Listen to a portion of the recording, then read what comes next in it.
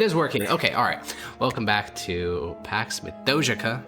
Last time, who did a lot of stuff last time? Actually, everyone did a decent amount of stuff. So, Yogi, what happened last time?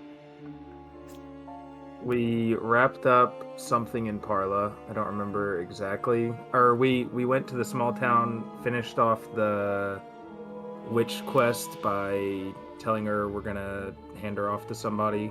You gave her to Zenius and Polius. Yeah, with the intent of giving her to Patricia or something. Vicentia. That didn't happen. And then we met back up with Maximus in the city of Tarraco. Our good old drunk friend. We were told we've got a few days before we can meet with the governor, so we went with this young guy to capture the snake oil salesman kind of guy. Yeah. And he got away. Yes, yeah, he but did. we for sure determined what he's using and how he fakes this, at least this kind of stuff. Correct. Which means we got him on fraud. You do if you ever catch him again. Yeah.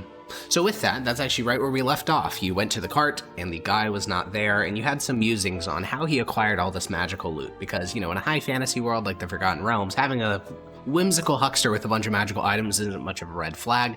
But in the Mythosian Empire, that is deeply terrifying because, you know, he had thousands of gold worth of magical shit on his cart. Yeah.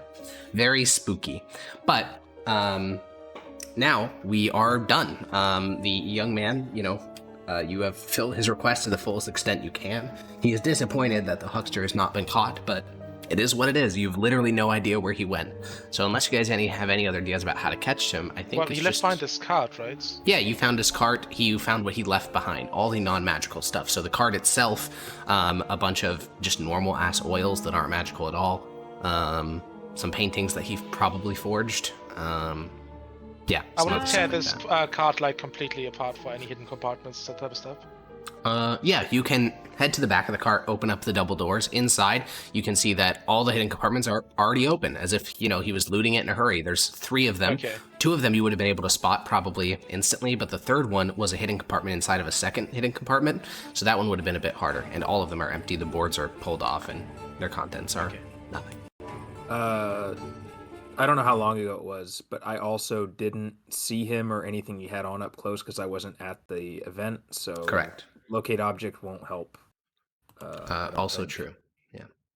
Did he leave any sort of tracks that we could follow? Roll perception check in the immediate area. Isn't this more of a survival thing? Could be survival, yeah. Yes, Peach? I want to commune with nature and Okay.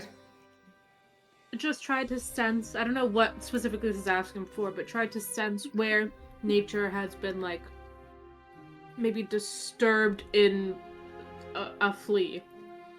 Okay. Either by, like, a human or, like, a horse fleeing. Interesting. Yeah, we'll do Severus's first. With that, you find no sign of his passage. This man is rather adept at covering up his footprints. Also, you're in a public cobblestone square. If this were the forest, that'd be one thing. It's not. It's just stone underneath foot. And Renesmee, when you do commune with nature, I think you've done this in cities before, which is what this is. And there's always this profound sense of loss. And it's weird because plants aren't sentient. Even druids struggle to really tap into the consciousness of a plant and speak to them, and yet with commune with nature, you can sort of get the vibe of this territory, this 3-mile area within 3 miles of you. And this was once Feywood. It was once massive forest, trees climbing to the sky, a gateway to another plane, and now it is just agricultural farmland and a city. So there's this sort of melancholy to it. Additionally, the major features, like buildings and stuff, you can look at all those, but something as minute as a path disturbed by a single man fleeing would only work if they were prevalent. And this land does not view that huckster as a core part of its identity. Interesting. Okay. Some of the other people in the village definitely are, but... Yeah, can I see if there's the presence of any powerful beings here? Just because I'm here and now I'm like, there are no powerful celestials, no powerful fiends, no powerful elementals or undead. there is a power. Well, sorry, there's no celestials, fae, fiends, or undead. There is an elemental in the river to your north, which colloquially is called the Fatori River. What about Oh. animals that maybe we could talk to figure out which direction he went? Prevalent animals in this community. I think the only animals which this land would recognize as native to it are what would be considered pests, like squirrels, rabbits, things like that. There are plenty of those. I more so meant, Rabbits. are there any squirrels in the area that we could poke at? Sure, it's a city. I mean, That you guys would are I just see. you guys are just in a public square, like to a and tree also, beside you. There's do we still have the young scribe with us? Yeah, he the joined you guys fanboy? to the cart. Okay. What kind of elemental was in the river? I don't believe the spell tells you that. Probably a water element. You instantly gain knowledge of Whatever. up to 3 facts about your choosing of any of the following subjects as they relate to the area. For I would example, you imagine I could just determine a feel powerful it undead is- out. No? Yeah, you can feel it out. It is located within the Fatori River near the bottom, and it is rather large. Rather large. Yeah. The Fatori River. Mm-hmm. Not Does the bottom of a Paloki. river mean it turns into a lake? Is that? No, But the still lives there, or Fatori it feeds. used to? It's no, it's still there. So there's this river that comes down from the Atlian Mountains called the Loarkon. Then the river splits and it forms a delta, which is where you guys are now. And one of these like split rivers from the main Loarkon is called the Fatori. And at the bottom of that, within 3 miles of where you're at, there is a big ass elemental. We told the scribe to fuck off because he was being too lazy. You guys pushed for that, yes, but Yogi specifically said that I don't think this cart's gonna be dangerous. He should come along with us. Are Did there you tell any us about the small elemental? animals that I see? Yeah, there's a squirrel in a nearby tree. With your commune with nature, you would have located that there are hundreds of bunnies within 3 miles of you. Oh, very cool, very cool. Could I cast Speak with Animals, ritual cast it? Yeah, you can start to Speak walk the over to the squirrel? base of that tree where a squirrel is in the upper boughs. While Renesmee walks off to talk to a squirrel as you do, what are the rest of you guys up to?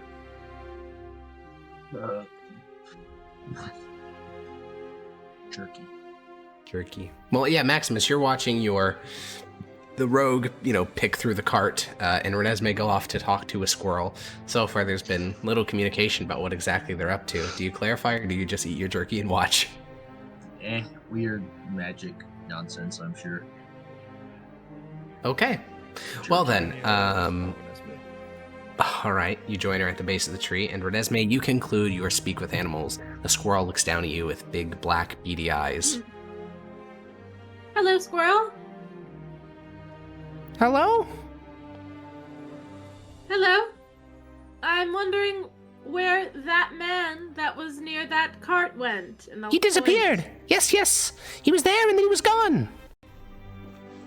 Disappeared, like boom, gone. Yes! Oh. Do you know where he went? He disappeared! Have you ever seen him disappear before? Yes! When? Every once in a while. Oh. Do you or any of your squirrel friends know where he reappears? No, can't follow him. We can't even see him. Oh. I just thought maybe if he disappeared here, he might reappear a couple trees down. No. Gone. Poof. And he does like a little mimic of the hand gesture that you did. Well, we're trying to track him down. He just blinks. Do you know how we could do that? Sniff. Look. Wait for him to come back.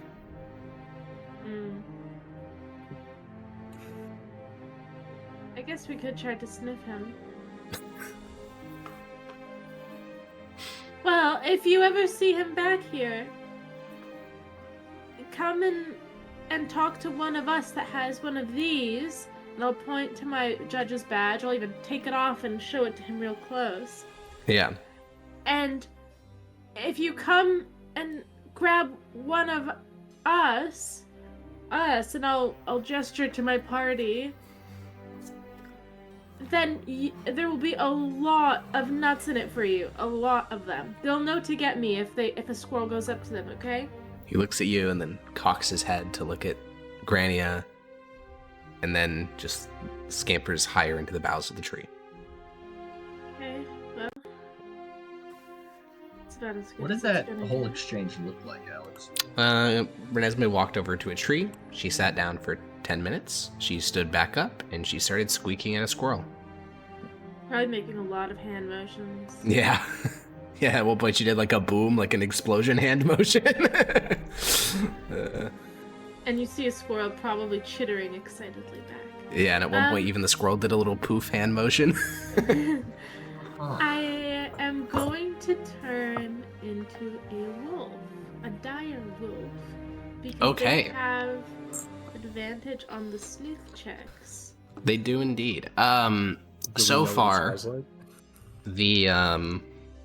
the scribe has been pretty quiet, and a couple other people have been watching the town square, and they watch as your bones snap and elongate, your face forms into a snout, air pops up through your skin, and your equipment shrinks, merging with your form. There is a mix of shocked gasps and horrified stares, until in a swift moment, Wolf Nesme is before you. Yeah, I don't really care about people freaking out. I'm just like, yeah. Does the scribe freak out? Yeah, of course. He's never seen someone But I, transform before. Could I, as she does that, like kind of like stand in the middle of the crowd and kind of get their attention, and then to get in a word?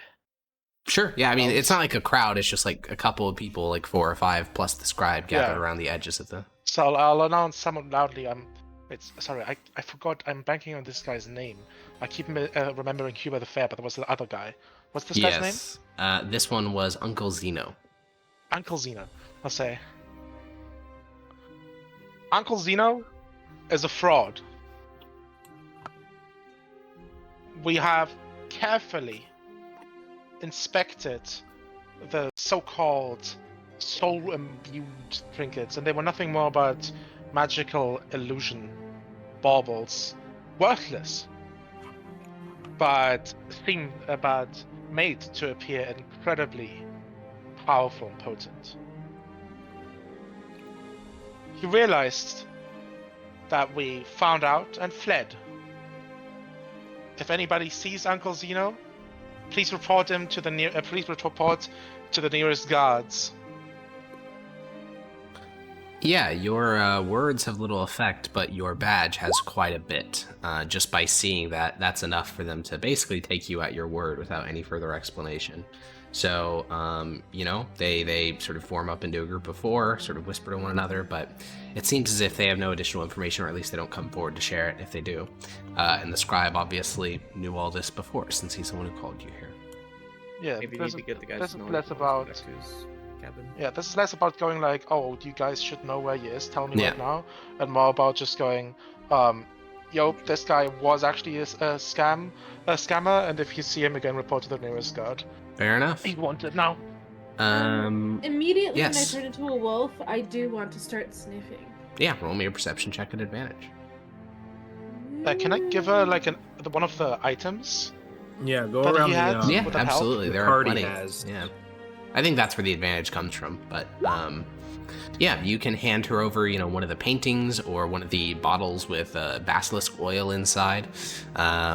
And sure enough, with a 22, you start to pick up the trail. Very good. I will look at my compatriots, and I will go, woof, woof, and then I will sniff very close to the ground, probably more dramatically than I have to, Yeah, but just so that they kind of understand, like, hello, I am sniffing, yeah. and then I'll follow it. I'll just All jolt right. on. You guys watch as dire Wolf Nesme, the size of a horse, begins to take off at a pretty swift speed towards the north. Yeah, let's grab our horses and follow. Yeah, you guys pull yourself back up onto your horses. I don't think Maximus ever even dismounted. Maximus guides Nami behind Mickey, and you guys begin to follow. As you continue northward, within the span of, 2-3 minutes, you've already exited this small little farming town. You're now in open countryside, and the path seems to be following on this northern road for a while. It starts to veer slightly to the east to move along the edge of the Fatori River. And then you reach this point where there's this sharp bank in the scent. It goes straight to the left. You follow it right up to the bank of the Fatori River, and when you reach the water's edge, you lose the scent. Interesting. Like the scent was getting weaker over time, or is it just like dropped off randomly? Just dropped off right on the river's edge.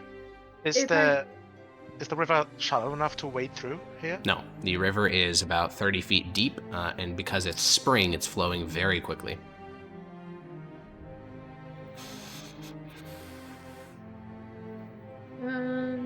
When I get to the edge of the river, I will sniff, and then I will sniff to the left, sniff to the right, do a circle, then look back at my party. Any evidence sit of like a and whine. any evidence of like a boat getting taken off or Yeah, roll me an With investigation skin check. marks. yeah. Looks young.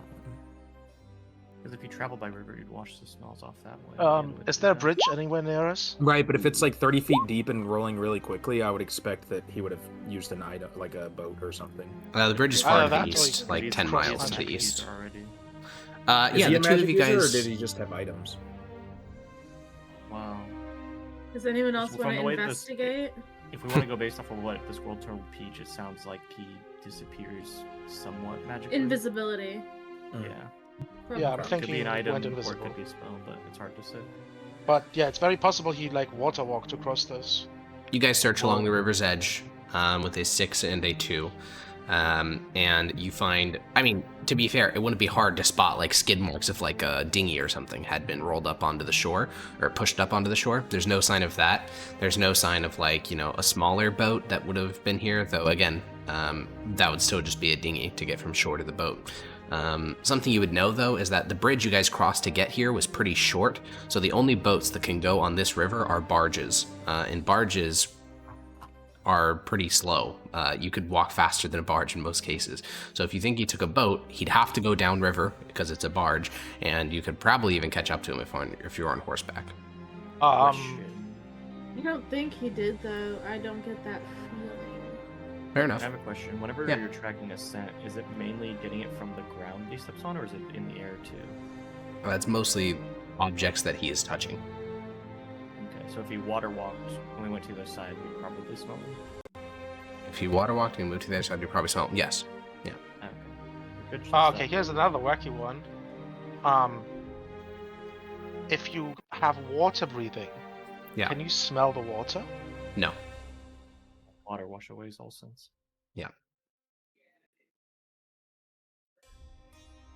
Like you can't breathe the water into your nose, and your nose has. I like, don't your think nose water holds receptacles. particles like that, so no. Well, that's Also, even if it did, this river's fast flowing, so it'd take anything like that and send it downriver almost immediately. oh yeah, that makes sense. I was just curious if I could cast water breathing, and she could just. I would start, generally say sniffing no. the river. Yeah.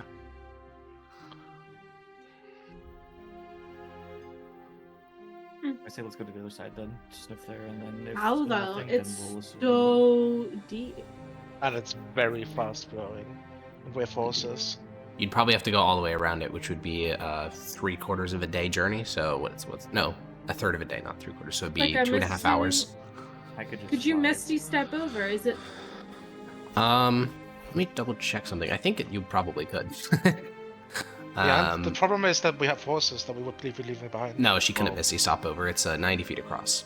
We're not staying on that side if there's nothing. So- Let's also note that if we can't misty step over, then he couldn't have misty stepped over. True. So it's I can fly something over, else. which means he could have flown over. Yeah, water That's walking true. is I think second level, right? third or Do second we- level, and it's a ritual spell either way. Yeah, it's the way third that level ritual. is it level 1 spell, the shape water spell? Could you have gotten across that way? There's a cantrip for that, but control water. I believe Peach has this. It would I not do. quite Yeah. work for crossing a river. What we did this before though. The one where we I freeze think- that. Yeah, you did It's it a very higher slowly level. though. Yeah. Well, no, What, it was super shape water. The slow? cantrip. It was when you froze. Do you remember this on Oh, yeah. Raven Island? Yeah, you froze ice, Yes. then you took one step forward, froze it again. There's also control water, which is a 3rd level spell Yeah, where that- you can like. For that one, part you the could cross the seas. river instantly. Yeah. But Oh, if yeah, had do you have third that level spells, you prepared? also could have fly. Like, could you part the river so we could cross? I actually do have that prepared, but I can't do that as a wolf. I'd have to go into human form, cast it, then be a wolf. I can do that, but I can't get us think back the same The one way. that uses the least amount of resources is me just upcasting fly. We fly across, smell it. If there's nothing, we fly back. If there is something, then we decide from there. Right? Yeah. Could you fly the horses? Says a willing creature, so I don't know if the horse would count. They would not be willing, no. Unless they're intelligent, like Rixion's whatever summon steed thing. Listen, I could Wait, speak Mickey, to also- How them. heavy is a horse? I believe they weigh on average like a ton or two, right? Maybe a ton. Horse weight. Mickey can also. It's true. If Renesmee spoke to them, then could they be made willing? No, I don't think that they're capable of consenting to complex magical effects, Okay. like teleport or whatever. Yeah, horses weigh about 1,000 pounds. Oh my god, fat boys. And then that's Mickey way- would weigh about not even 1,700 close because he's to a a war ton. horse. No, it's half a ton. Yeah. Fun fact: Mickey is a riding horse, but He is a riding horse? Oh, shit. yes, he's been a riding horse this entire Then time. Rixion has the biggest horse.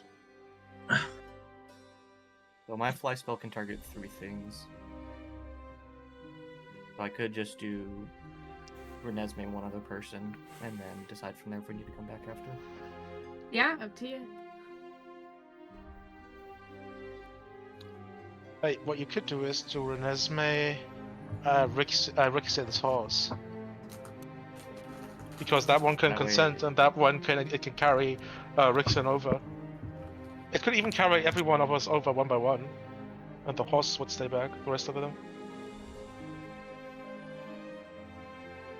Can Rixion's horse ferry us across with fly?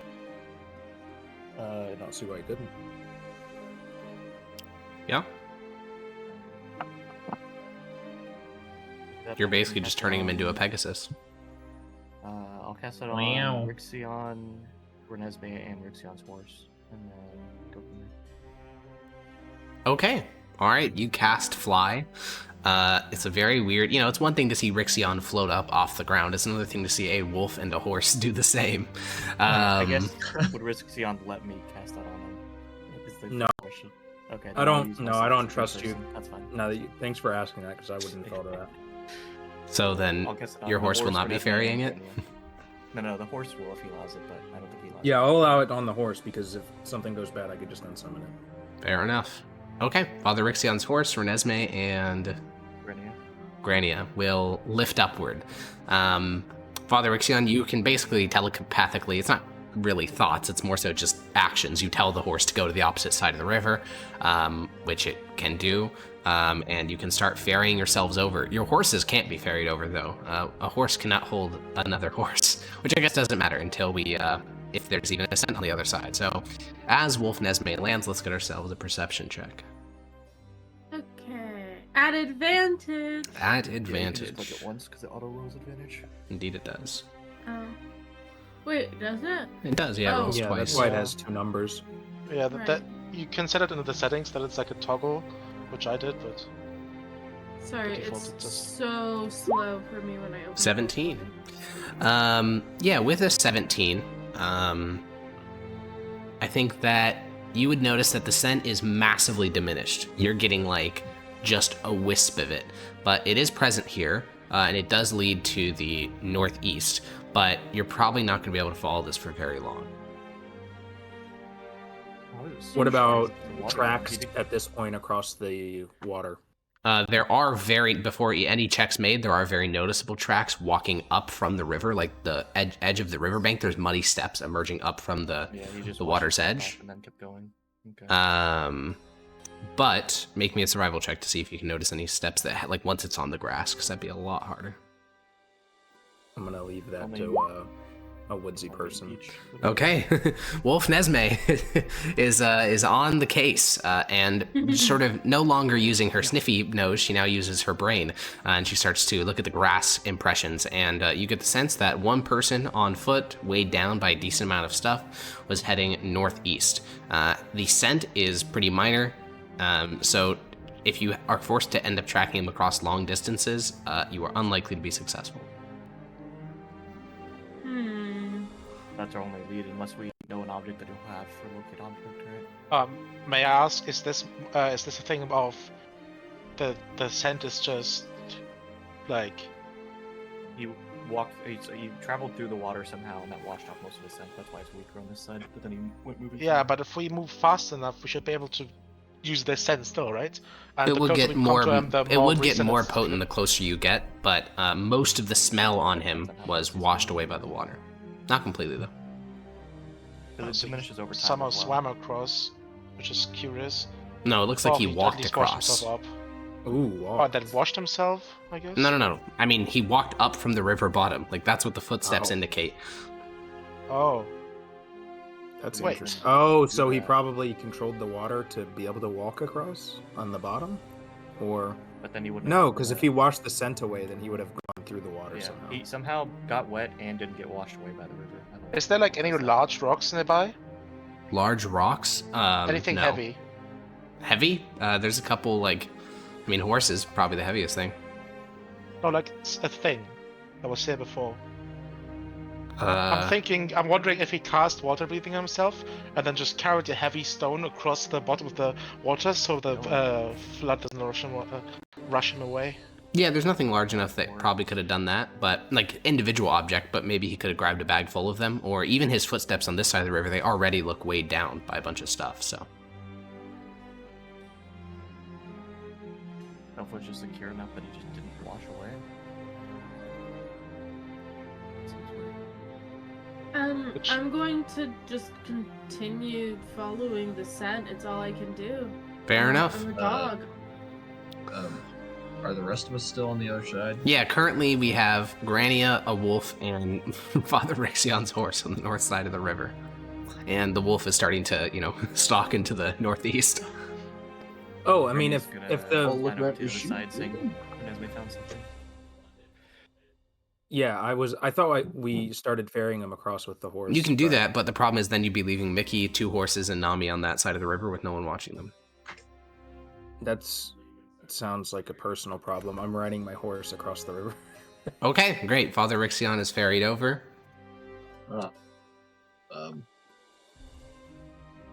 Which direction is the nearest port? You'd have to go 10 miles to the east. That's the Okay, here's direction the the trail is question. going, though, right? It's The going trail is northeast. going vaguely northeast, but you guys are on opposite sides of the river. So, And Okay. Scribe Boy stayed at the city. yeah. Okay. Is there any Let's way- see. Is there any way? I can cast water breathing. Is there any way we can somehow have the horses just walk through this? If you could do water walking, yes, but just water breathing, and your walk horses across the would get. bottom? Can we communicate that to the horses somehow? They're heavy enough to not. Like, I push do them. that thing. I don't. Maybe they are. Maximus would stay on his horse, but you certainly wouldn't. And a lot of the shit, like saddlebags and stuff like that, would be torn from the horses. Maximus will only be fine because he has the magical saddle. I was basically just wondering, just the horses, because we can ferry with flying. We can ferry over ourselves and our stuff one by one. I mean, if you don't care where they end Well- up on the opposite bank, you could just have them swim for it and just be okay with losing a bit of supplies when they try to cross. You could ferry over the can Mickey supplies on the swim flying with Yeah. horse. If you want to fully, yeah, I mean, we're talking like an hour plus here because we're taking all the supplies, all the barding, all the armor, all the saddlebags off the I- horses, then my transferring flying it to the lasts ground. 10 minutes. Yeah.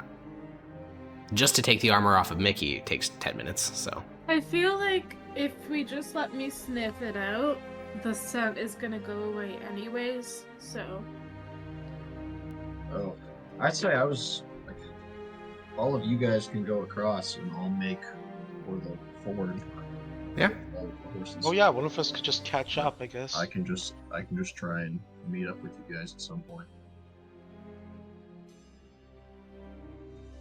I mean, it Mine's works. really Yeah, I mean, Renesmee's already off to the races sniffing. Father Rixion is crossed on his horse. Severus, do you want to You get just hurtled have over? to take care of Nami. Okay. No, I think it would be best if just the three of them did it. Okay, cool. Because she's as big as a horse, so Granna can ride on her, which means they don't slow Technically, down. yes. There's no saddle, so it'd be utter agony, but yes, she could do that. I have a lot of fluffy fur, unlike a horse, so actually I got him quite comfortable. Okay. I'm sure that Granna finally Wolf got used Nesme to thinks riding a that. horse, now she's got to deal with this. Yeah, I'm I sure am Wolf Nesme very thinks she's very confused. comfortable. I Yeah, you start to track it down. Maximus and Severus go for a long detour, and Father Rixion just rides alongside on horseback. And now we are once again back in the wonderful region of rural Cisatlia. You guys are stamping through a farm right now. In the distance, beside a fence, two people are looking kind of shocked to see, what is obviously a cleric or paladin alongside a giant wolf and a young, I don't know, kind of sprite pixie-looking woman flying through the air doing, circles and shit. It's a weird sight to see going through your field. At a little in the afternoon, and you follow this trail longer than you actually thought, based on the initial scent, because it is soft. But Uncle Zeno wasn't just a normal guy. He was wearing perfumes and scents, and even though these scents are getting increasingly sparse, they're still kind of potent smelling, even in these very, very small parts per million.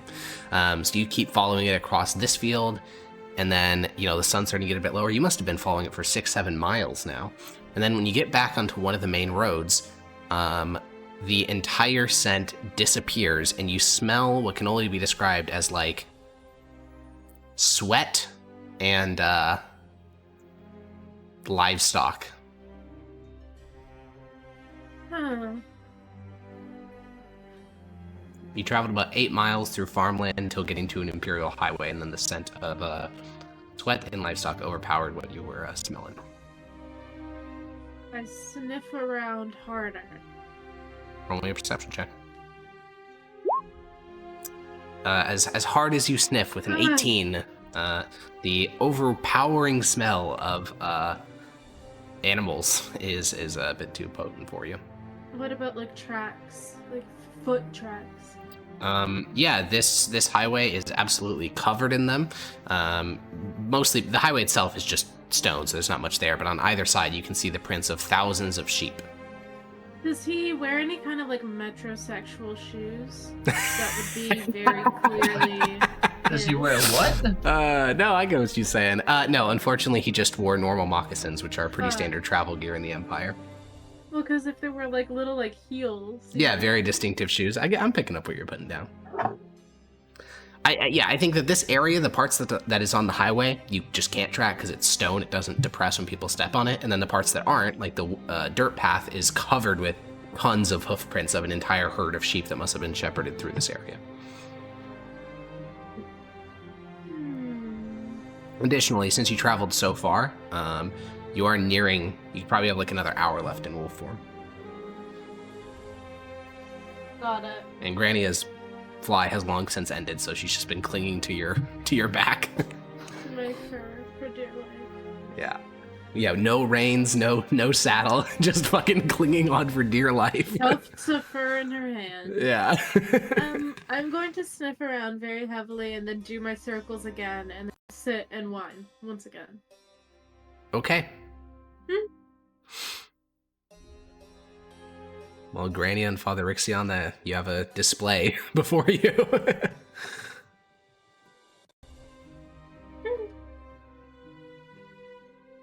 So we're out in the middle of nowhere on a highway? Basically. I'm wondering if he had a cart waiting for him, or... Because dude had to have been going a long way on foot. He's got to have been tired by the time he got here. You said You it was walked 6 about hours. 8 miles. What is the actual time frame between us last seeing him and now? Not that long. The Please time zoom between in. when you saw him and then you left, he had about 30 minutes because you walked to the far side of town and then walked back. Then from the point that you found his cart to now would have been about 2 hours.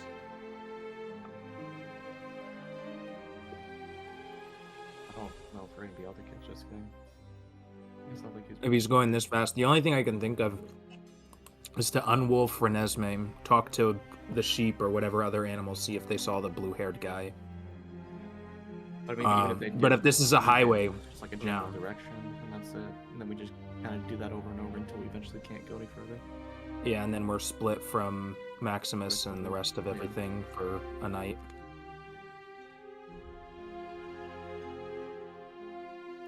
I'm just listening as they speak to each other. Yeah, we off in the can't- Actually, distance. Grania and I can't talk to each other. Why?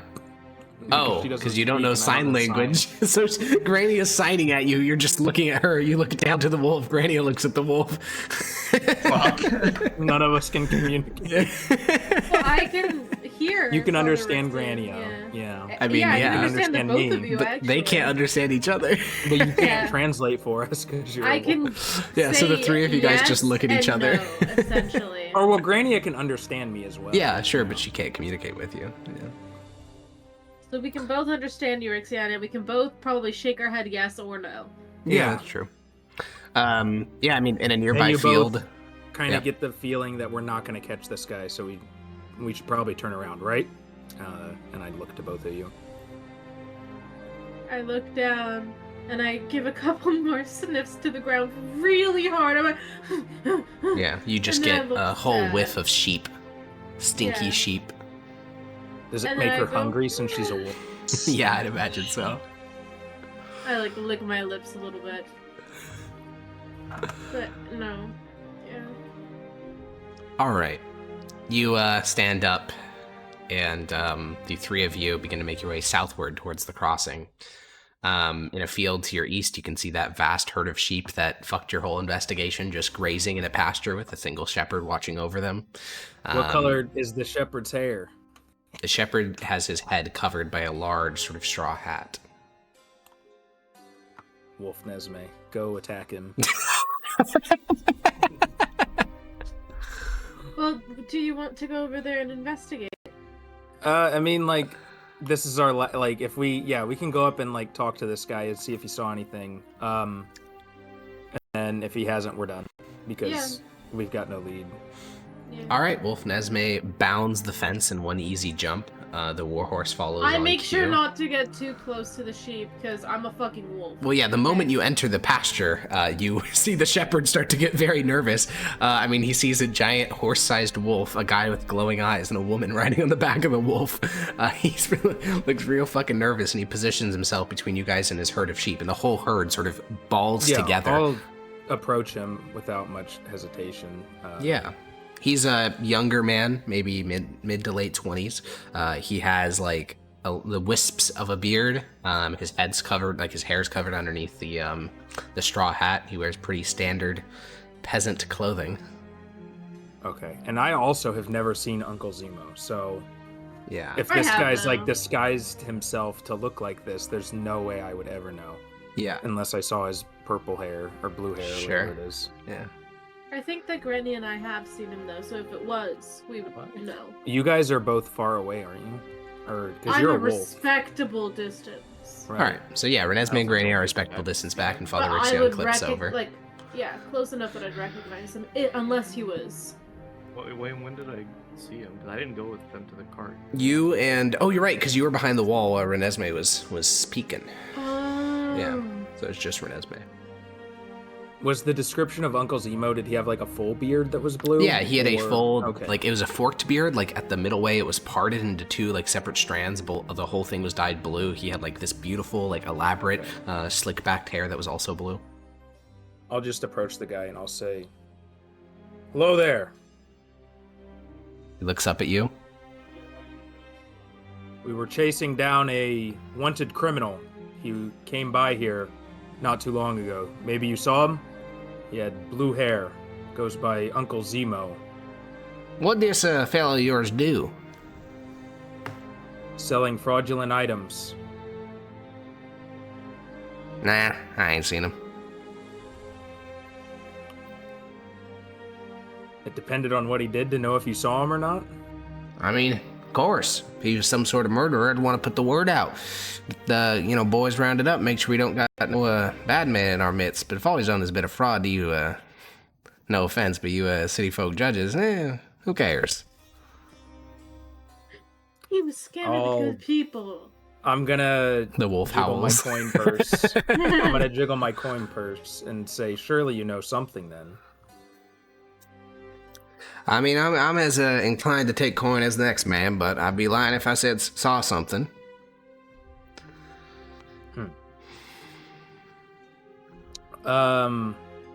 I'm just gonna insight because I feel like I have to. Okay. Rene's gonna dismount and has been head that direction closer. Yeah, he seems distrustful of authority. If maybe he does know and he's lying. It's hard to believe that though, because when you were jangling your coin purse, he looked pretty greedy for it. A man like him would probably only earn 2 to 3 coppers a day, so a gold would literally be life changing. But he's not gonna lie for it, or yeah.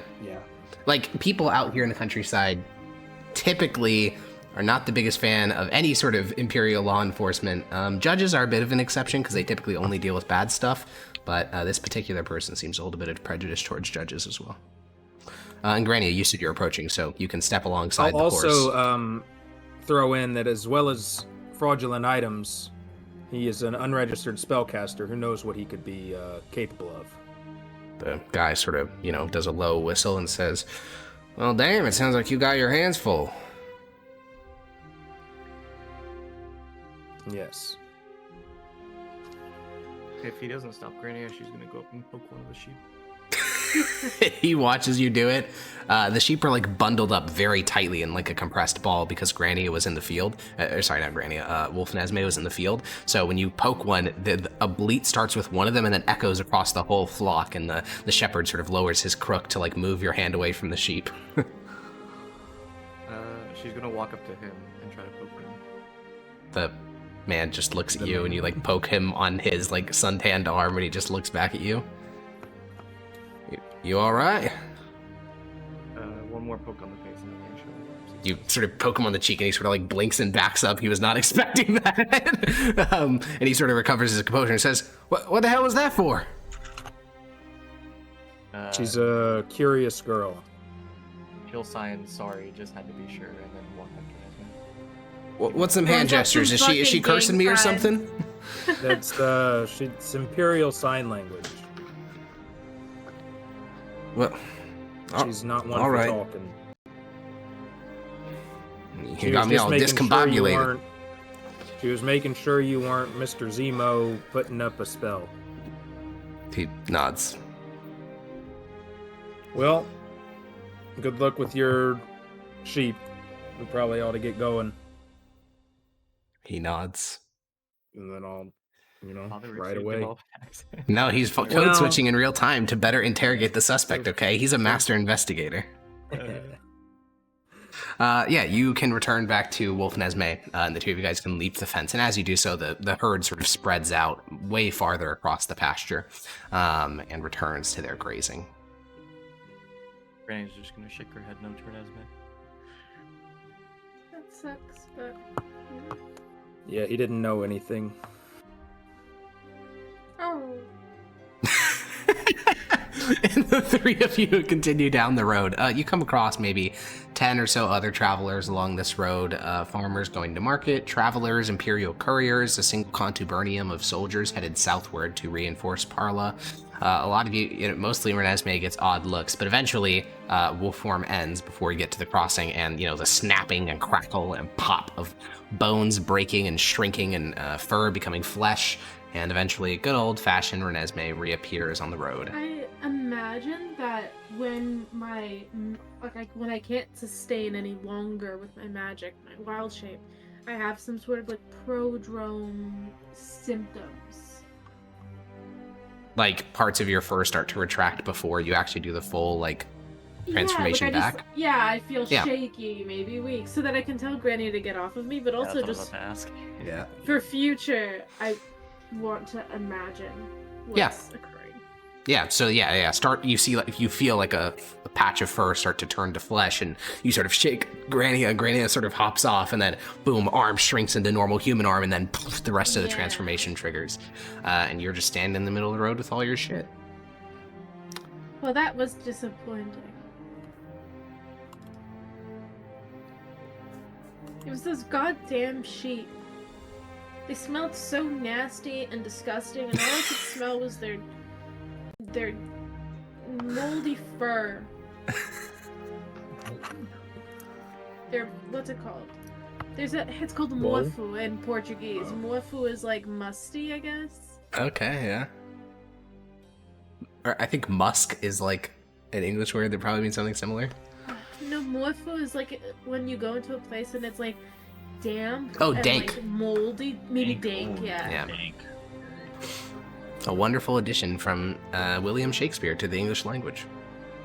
There we go. So many wonderful additions. Yeah. This.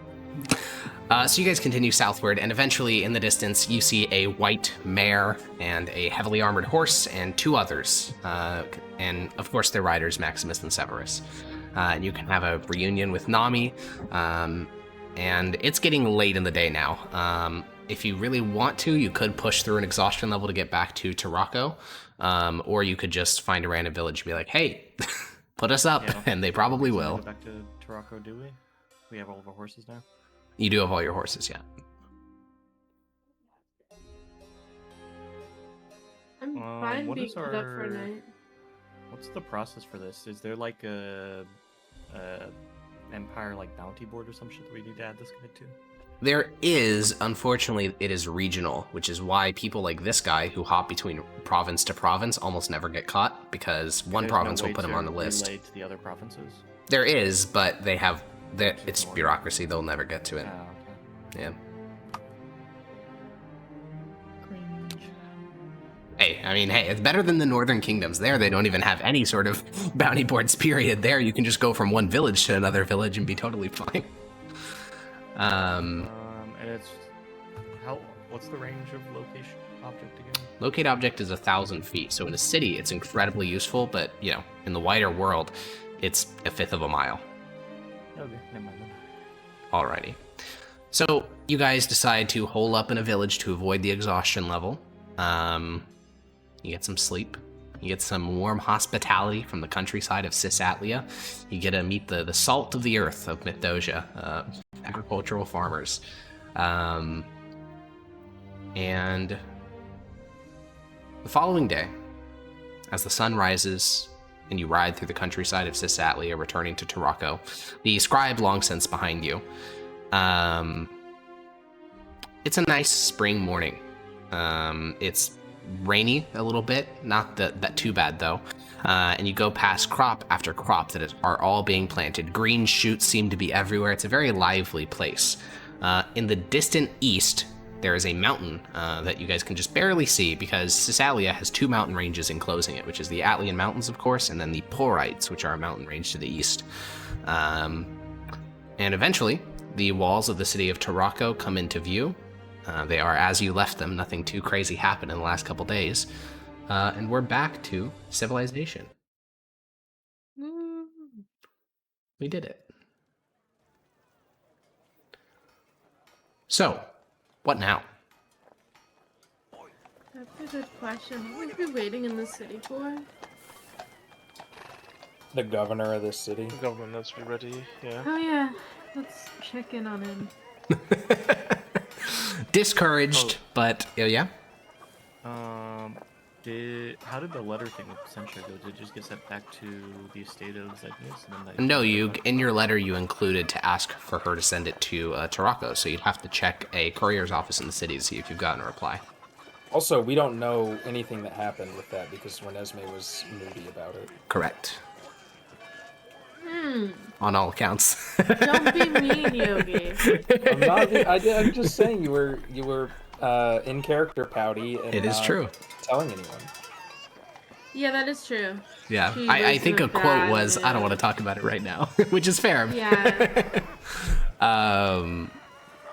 So, at some point in the day, I'll check the letter. Yeah.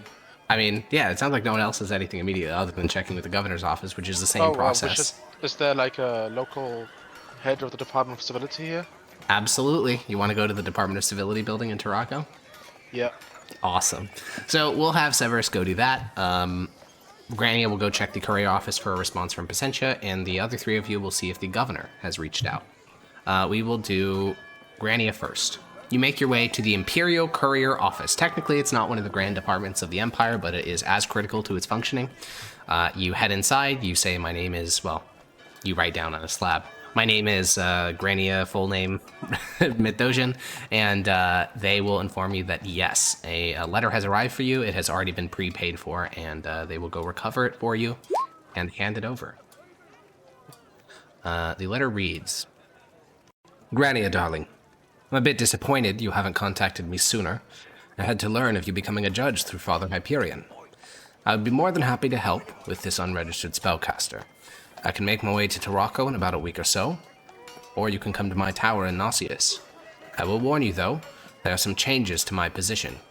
With the fighting on the plains escalating, I have been reassigned as an Arcanist of War instead of the previous tasks we did. Despite this, I think I'll be able to find a position for this unregistered spellcaster of yours. With love, Pacentia. She'll just take it with her because she's just going to want to show the party before. Fair enough. Yeah, not too far, basically like half a street down. The other three of you are at the inn that you were staying at previously, and you ask the innkeeper, because I believe before you left you said, hey, if we get any letters from the governor. And the governor is willing to meet with you whenever you are ready. You just need to go to the gubernatorial palace.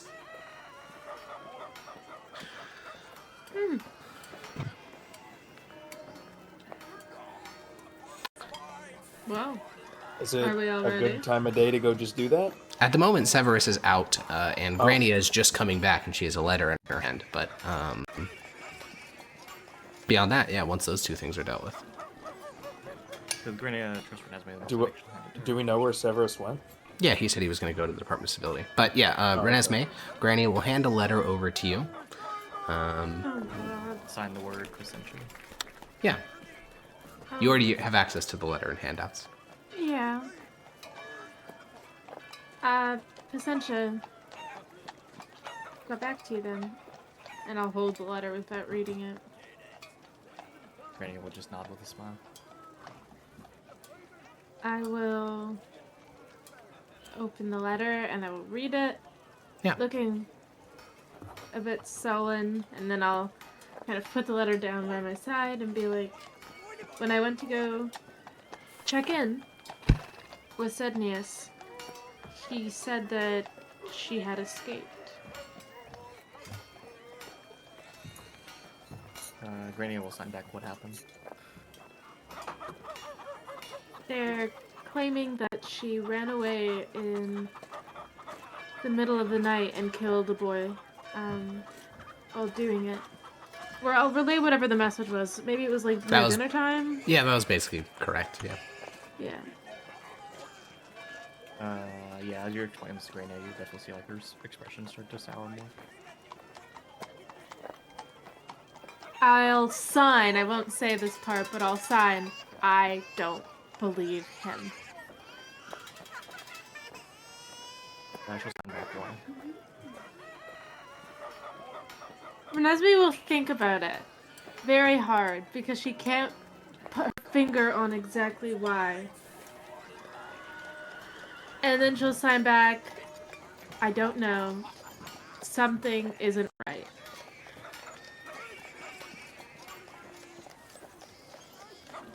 Grania will think about it for a little bit, and she'll sign back, is there anything we can do?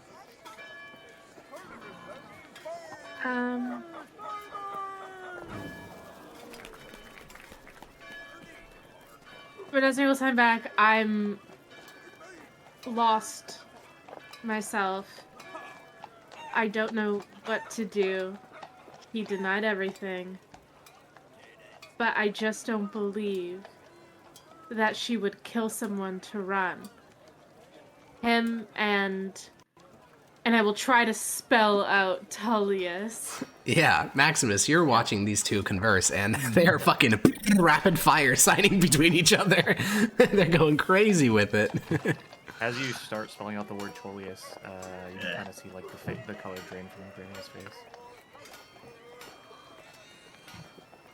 I'll finish my sentence, I'll be like, him and Tullius acting weird, and then she'll notice that your face is white, and I'll be like, what? She'll side back, scary Mary. Why? She doesn't. She looks like she's thinking of how to answer that. And she doesn't quite know how to put it into words. Alcine, did he do something to you?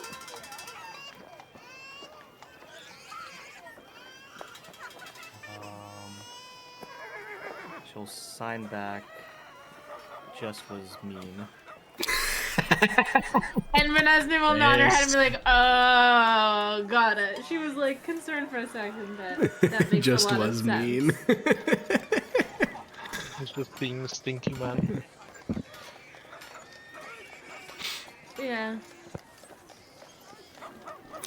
Well, I mean, Grania, what do you want to do about the part? Do you want her to come to the city? Do you want to go to Nausius? You mentioned wanting to see her, so. I did, yeah. I'll ask for Nesmith because I don't want to just leave the party. If That's we don't fair. need to. You are in the middle of something. She'll sign back. At the beginning of the letter, she mentioned either wanting to come visit or for us to go visit her. As she's saying this, I am not proficient in sign language, so I'm going to act like it. I'm gonna go, whoa, whoa, whoa, whoa, whoa. Yeah, too fast. Slow, slow. She'll cite in simpler words, saying like, Placentia still come or go to Placentia. Oh, and I'll nod my head and I'll look at the letter again. Let's hear back from Governor and then decide. If he needs us here, she comes. If not needed here, we go. Randy will seem happy with that statement and nod with a smile. Okay. Well, we'll cut to Severus.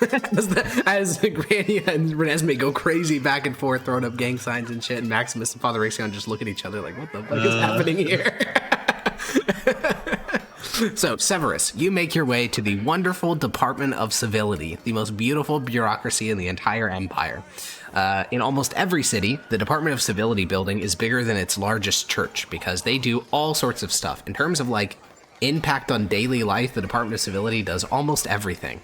So you make your way to this vast complex of buildings. And you said specifically that you're trying to essentially enlist this person as a bounty? Yeah, I want to make clear that he committed fraud against the Empire. Okay. Yeah, you make your way to the legal enforcement office. Most likely an unregistered spellcaster. Yeah, you make your... Well, yeah, unregistered spellcaster thing will be a Department of Magic thing, so that'll be next. But for now, you make your way to the law enforcement office. Inside, there is a long line for reporting crimes, and then there is a secretary with no one in front of them, which is for enforcers of imperial law. You make your way over to her, and she looks up and says, "Greetings, Lord Judge. What can I help you with today?"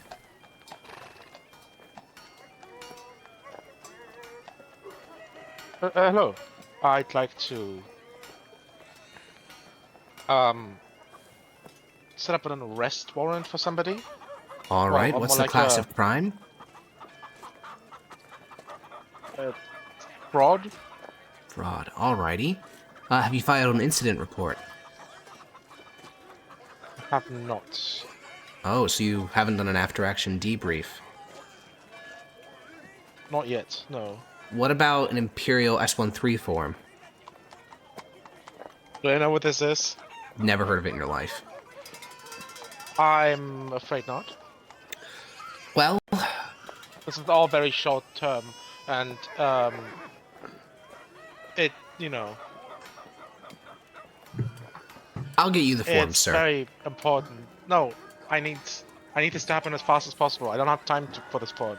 There's more important things I have to do. Well, if you don't fill out the Imperial S13 form, the no incident officially took place. You don't figure out the incident report form, we won't know exactly what the problem was. If you don't do the after-action report, then we won't know if you stand by the statements you said in the original incident report. How about we just put out a warrant to arrest this person? with a guard. I'll have to ask my supervisor. And she walks backwards, opens up a door, and goes inside. What was that second What was that second form you said?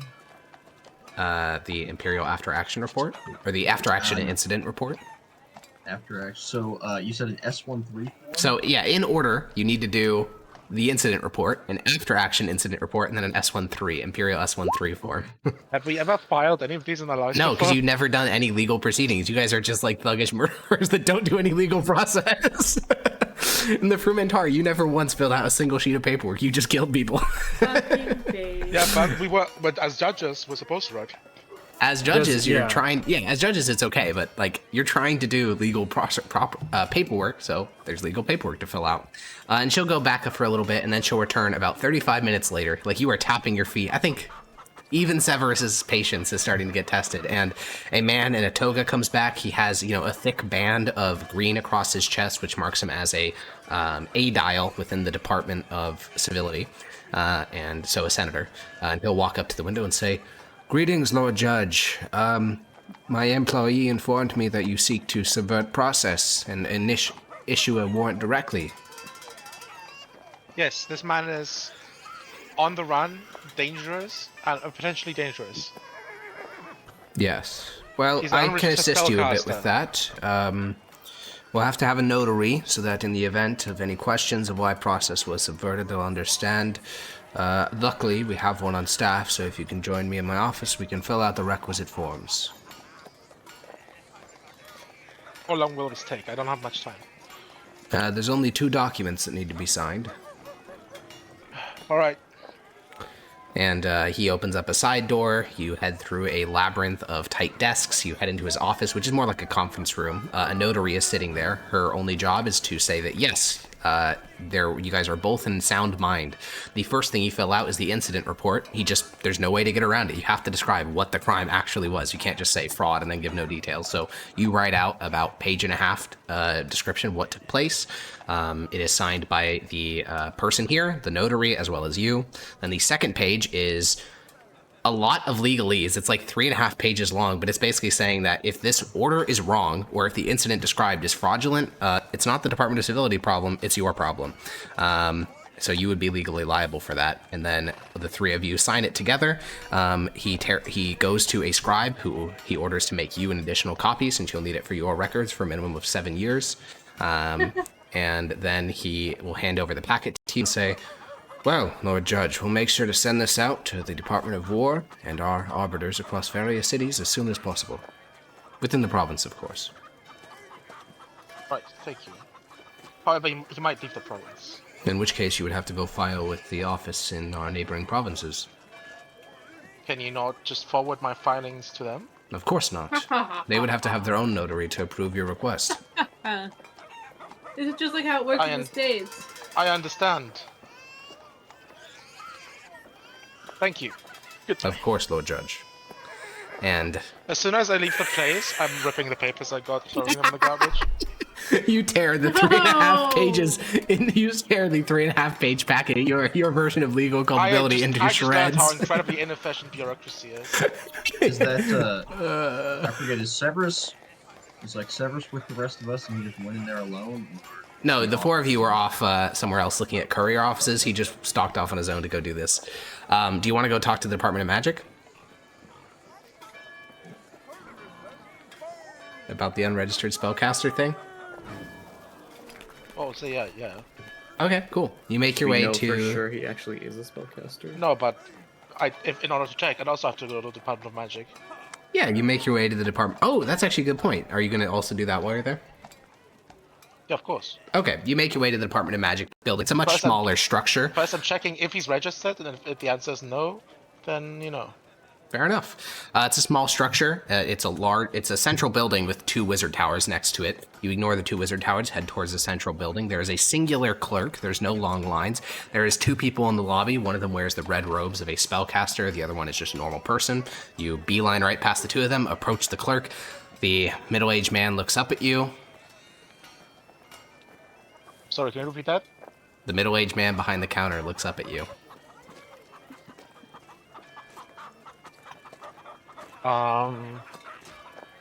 I would like to check if somebody's a registered spellcaster.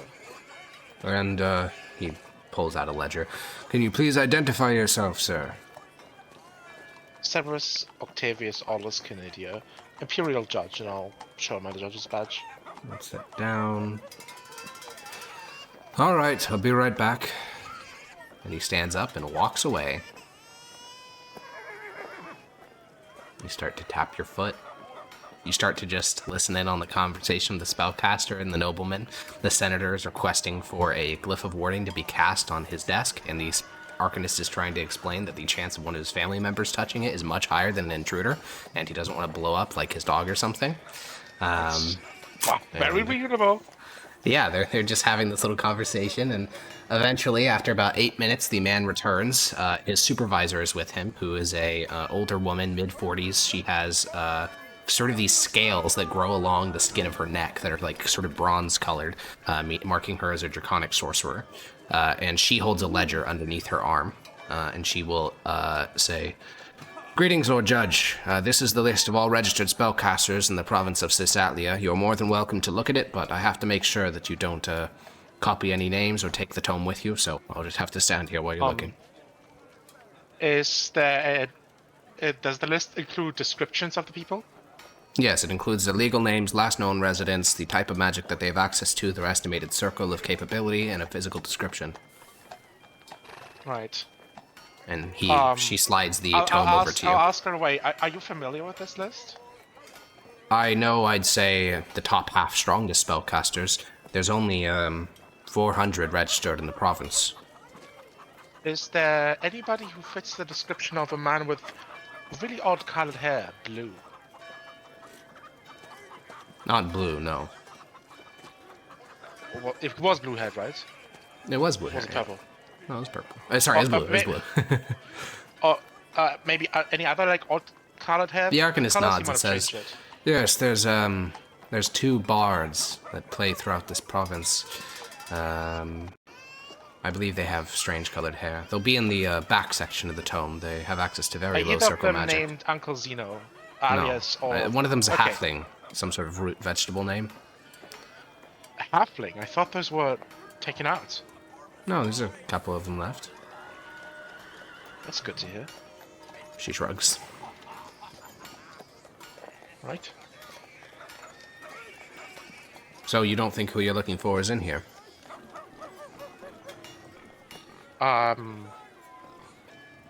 I'll check. I go through their names real quick, and Yeah. I'll check if anybody fits the name Uncle Zeno. Yeah, this includes all Or any clerics. like anything permutation with Zeno. Fair enough. I'll check through wizard, sorcerer, and bards. I'll ignore Wizard, clerics sorcerer, and bard. Okay, paladins. that instantly eliminates 3/4 of the things here, which are clerics. That's the majority of spellcasters in the Yeah, I'm province. gonna assume he's not a cleric. Probably not. Yeah, you skip through all that, so to the last 3 categories, and wizards instantly eliminated. None of these people have names like that, and they're all like official arcanists, a part of the Department of Magic. There's no shot that guy was like a proper wizard. So then you get to the sort of freelance people, those who have already done their service to the Empire. And I think you come across the realization that there are 4 people on this list who are high enough level to cast Disguise Self, and then at that point, like, they could look like anything they want. None of them have a name even close to Zeno. 3 of them are Imperial citizens. 1 of them is a Delian League citizen. And wait, so do either of them just fit the description? No, the 4 people Slightest? here are 3 of them are women. 1 of them is a man. They all can cast spells of at least the 3rd circle.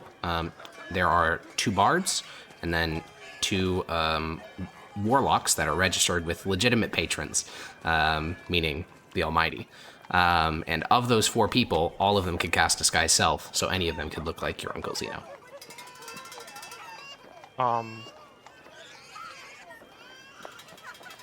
The male one. Yeah. What's their age and? He is I can find 37. out about them. He is from Yeah. the Delian League. His last registered address is a house here in Tarraco. The legal name that he was listed under was, let me find it, Anaxor. I'll put that in chat.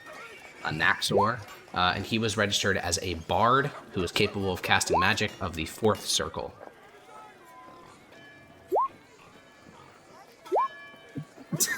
He did not need to. The uwu was not necessary, Peach. Anaxor, citizen of the Delian League, last residence in the city of Tarwako, a bard, capable of casting magic of the fourth circle.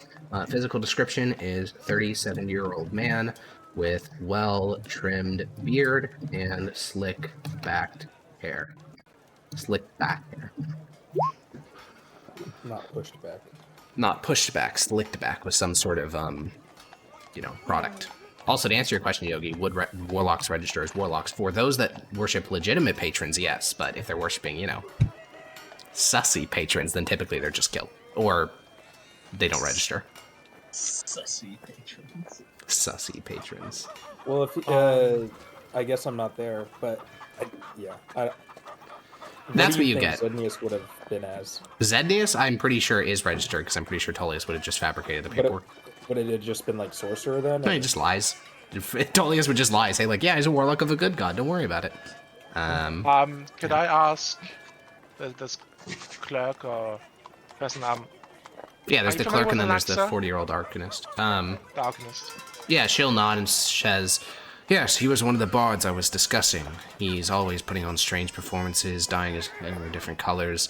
He likes performing those Delian tragedies, but he does one-man shows, so he's just talking to himself. When has you... Sorry. What's his name? When have you last seen him? I'm Or when has he last been seen in Taroko? not sure. We only do these check-ins once someone's finished their service. The last note, and she looked at his entry, then flips to the back of the book. Last time someone checked in on him was 3.5 years ago.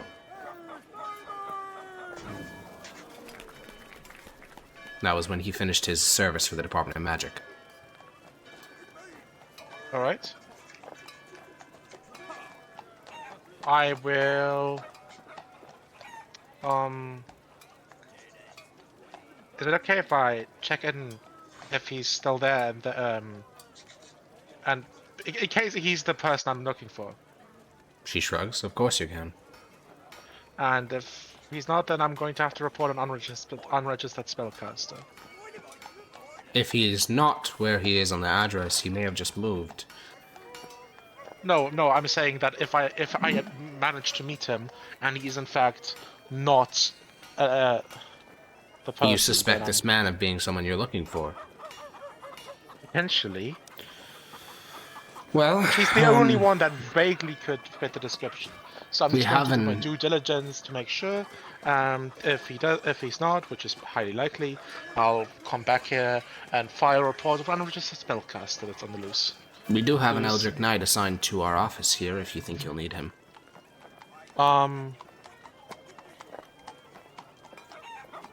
That would be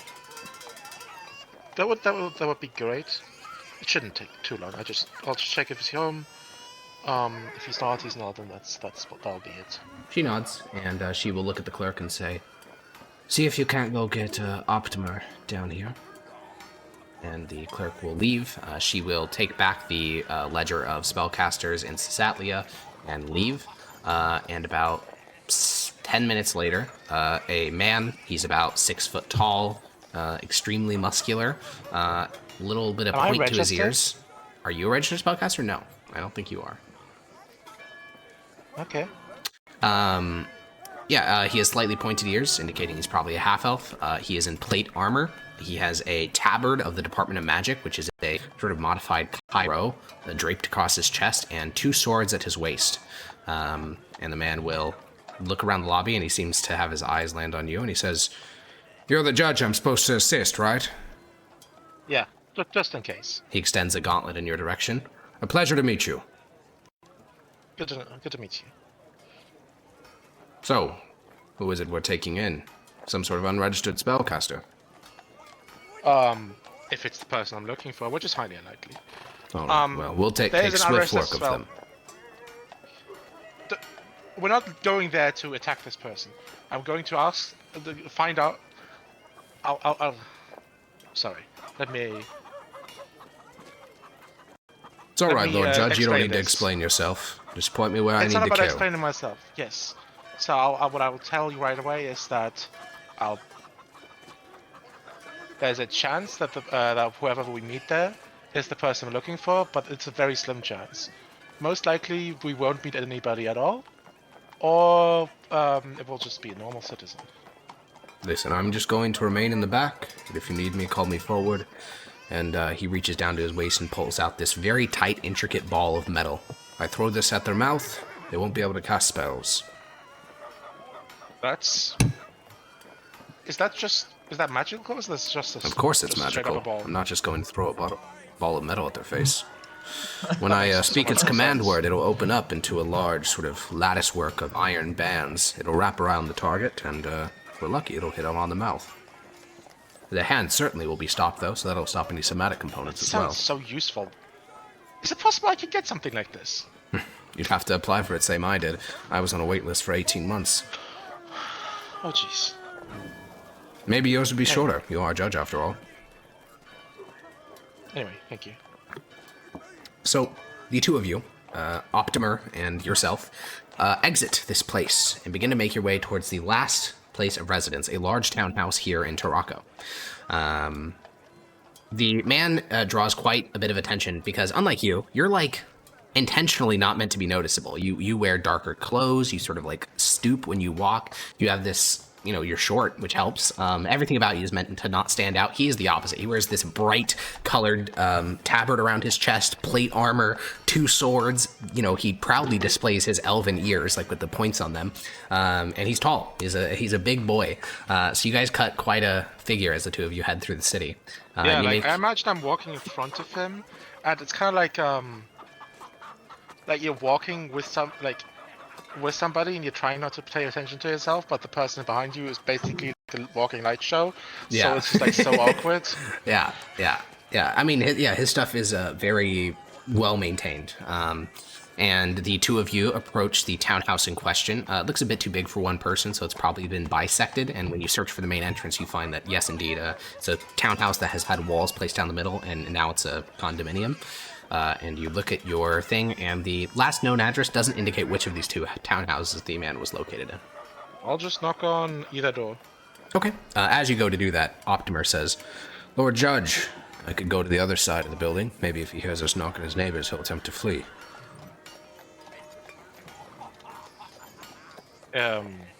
Sure. He gives a nod. Clank, clank, clank, walks over to the other side of the building. You go to the other side.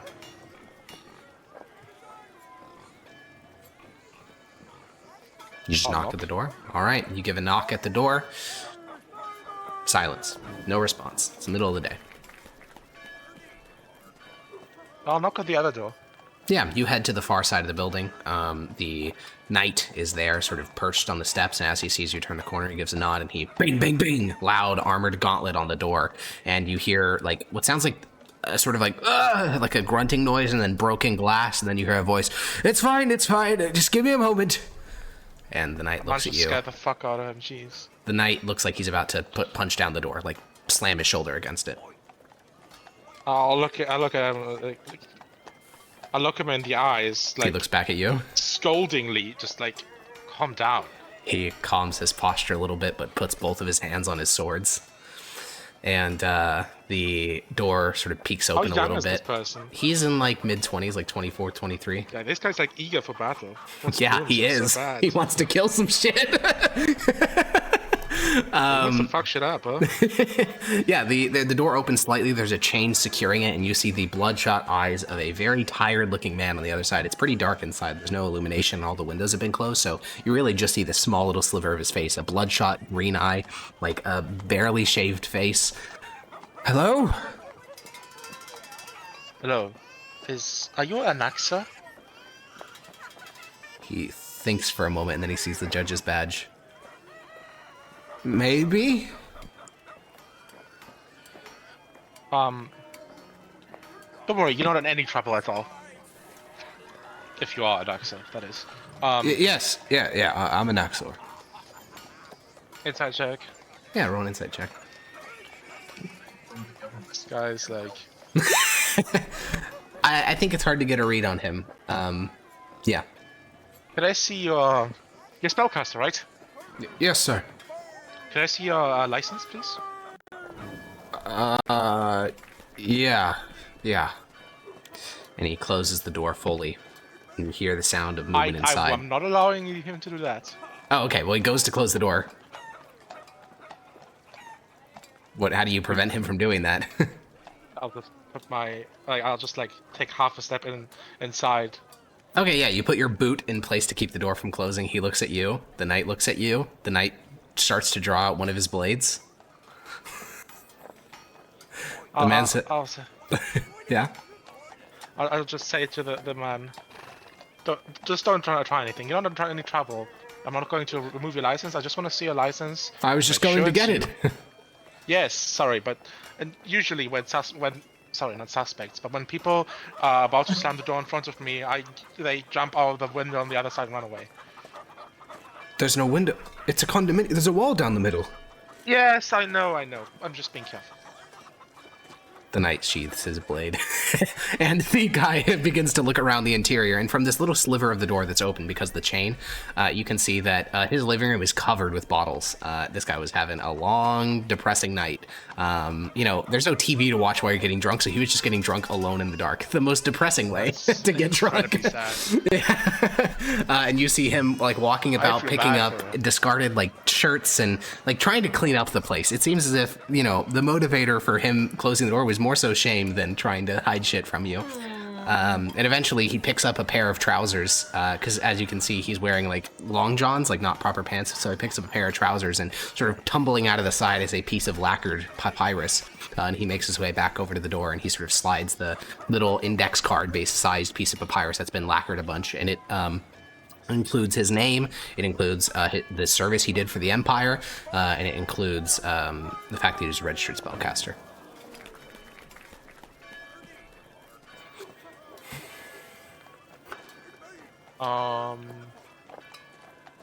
The knight looks at you, and he whispers, as you look at the thing, the knight will whisper, "Perhaps it's a forgery. We should take him in anyways. Get the those torturers of yours in the Department of Fate to get the truth from him." I'll look at him This guy is bloodthirsty. No! I'm not going to... What the hell is wrong with you? I thought you were an Imperial judge. Yes. Not a murderer. Jesus. He sort of leans back and seems to reevaluate the situation. But yeah, the card checks out. They're not hard to forge, technically. What is hard to forge is the stamp that's in the bottom right. Stamp manufacturing is actually really hard if you don't have advanced tools to do it. Yeah, I think you would know that it could be forged. Actually, that's a great point. Roll me a forgery kit check to see if you think that this, specifically the stamp. The rest of it's easy. The stamp, though, that would be where forgery fails.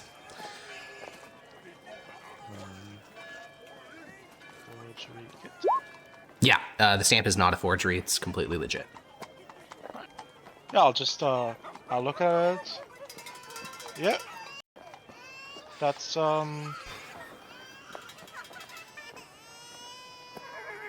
it's legit. Thanks. I'm sorry for scaring you like this. No problem. I suppose it's good that I woke up when I did. He sort of squints outside. I'm very sorry for my associate. Do you think it's around noon? It's afternoon, right? Yeah. Probably a bit later than that. Shit. And he closes the door, and you hear the sound of him starting to kick more bottles aside, trying to get ready for something. And sorry, I'm missing his performance or something. The knight looks at you and says, "Is there anything else I can help you with then, Lord Judge?" No. We're gonna go back and report a unregistered spellcaster, that is. Are you certain, sir? Perhaps he's hiding something. I believe that the only thing this man might be hiding is the stench of last night's debauchery, and maybe, just maybe, some fire moss, but I'm really not worried about that. Then perhaps we could get him on that crime. No, enforce secular leave law, him do you alone. not? Jesus Christ. By the Almighty, do you have nothing better to do? My charge and service as assigned by the Department of Magic is to enforce the laws of the Empire and keep its people safe. I've been to Rocco before. I know the underground scene, right? Yeah. What's like the biggest like hub of criminals in Trelka?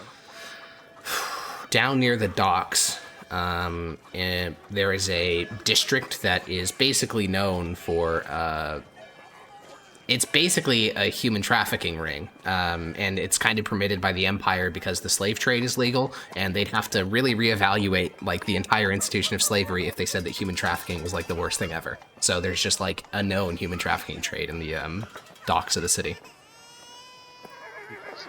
Oh, I'll say, if you want to uphold some laws and morals, then maybe you should be looking at the dock district.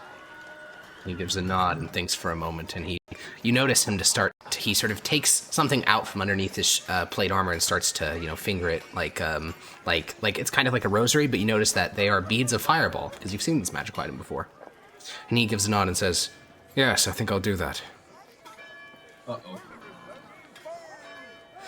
Well, Lord Judge, I wish you luck in registering this. Wait, where's he holding? authorized- How's he holding? Where's he holding these beads of fireball? They're in a necklace around his neck, and there's like 5 of them now displayed in front of the plate of his armor, and he seems to be massaging them like he's, thinking about using them. Is there any way I could yoink this off of him without noticing? He is currently holding it, so I don't think so. I'm not doing it to steal them for myself. No, I know. I'm just saying he's literally holding it in his hand right now. Like, I don't know how you would even do that. I guess I just look at them and say, I recommend not using those unless it's incredibly necessary. We'll see. The avenging light of the Almighty may need to take care of them. Jeez, you should go to the plains or something. I've requested a transfer many times. I believe that. Goodbye. So, Eldritch Knight Optimer will go off to do his duty. This guy is about to fucking murder some people. I'm running back to the office, like I'm actually sprinting back to the office and going like, this guy you sent me, he's fucking insane and he's about to murder some people. Yeah, you run back to the Department of Magic. The clerk from before is still there. The senator who is talking about getting that glyph of warding installed seems to have been dissuaded from his course by the Arcanist talking about his dog blowing up. So it's just you and the clerk when you arrive back at the Department of Magic office. So good. The Eldritch Knight, Optima, right? He sort of, yes, Lord Judge. Have you always been this bloodthirsty? Well, I don't know much about him. He was transferred here, though, after an incident on the plains. Something involving a village, I believe. Did it burn down by any chance? I wouldn't know, Lord Judge.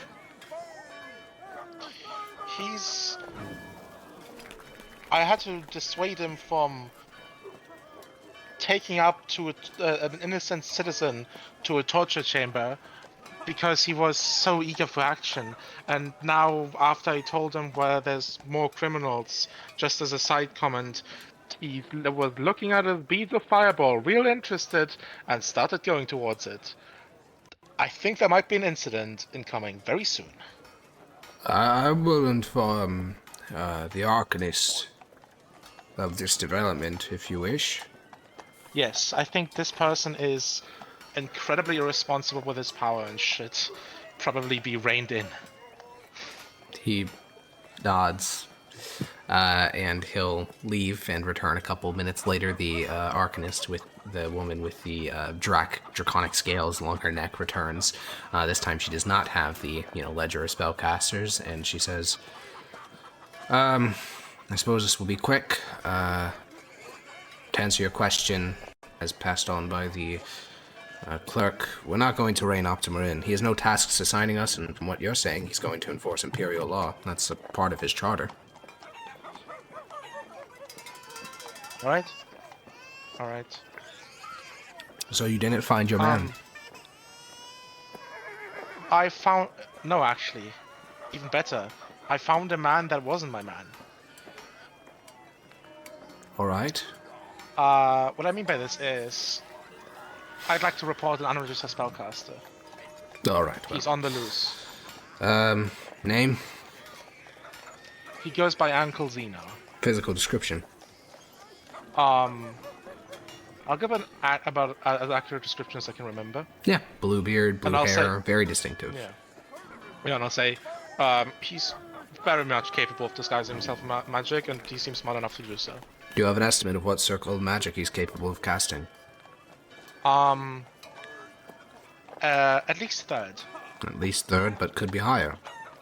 Could be higher, and he definitely has connections to something higher. He had an oil of non-detection. She raises an eyebrow at that, but notes it down. All right. Which is something incredibly hard to... Man, he was selling or attempting to auction off... Yeah, his crime doesn't magical matter. You items. can refer that to the Department of Civility. I'm saying what he's was- very tricky and capable of illusion magic. That's his main focus.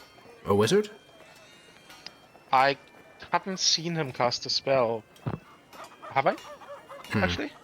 I don't believe you've ever seen him cast magic directly, yeah. Yeah. I'll say, I haven't seen him cast a spell. For all I know, he might just be a lunatic with an abundance of magic items and no spellcasting ability, but I think it's very likely he is. Yeah, she'll nod and just Capable. record him as an arcane spellcaster, because it'd be pretty obvious if he were a cleric or paladin. Oh yeah, he's definitely not that. And then last known location is the last thing that she needs. Yeah, I'll tell her the nearby, what's it called? The village? Oh, Town? yeah, the agricultural town, Torsana. Yeah. Northeast of Tosana. She nods and she, On the folds right. up the slip. She puts her hand underneath it. The slip seems to, it's interesting. Her hand glows. The text seems to shine through. It's sort of like when you put your thumb up to a flashlight and like you see the red flesh through that. It's kind of like that. Like the letters on the page sort of flare upwards and then the whole page sort of disintegrates and says, "All right, well, the nearby regions will be informed." I've already filed a separate report with the Department of Civility for his crimes which are relevant to his status of being an unregistered spellcaster. So if there's any sort of coordination that could happen on that side. No, Thank you. there's no Not coordination well, to be quick, done. but like just giving you a heads up in case that's relevant to you. She shrugs, and the clerk will return, and you can leave the Department of Magic. We love Imperial bureaucracy. Do you go back and search for the rest of your party? No, first I want to search for the Optima dude. Sure, yeah. You make your way in the direction of the docks, and you find yourself, sort of at the edge of the waterfront, near a large, near one of the more busy piers, and he is just standing on a crate, like some sort of golem or something, like a fucking gargoyle, and he's just looking around the harbor for signs of this thing you spoke of. Yeah, I'll approach him. He looks down. Lord Judge, Can I speak to you in a bit quieter place? why? Is there something else you need assistance with? I think so. All right then. And he hops off the crate, his armor like clinks as he lands.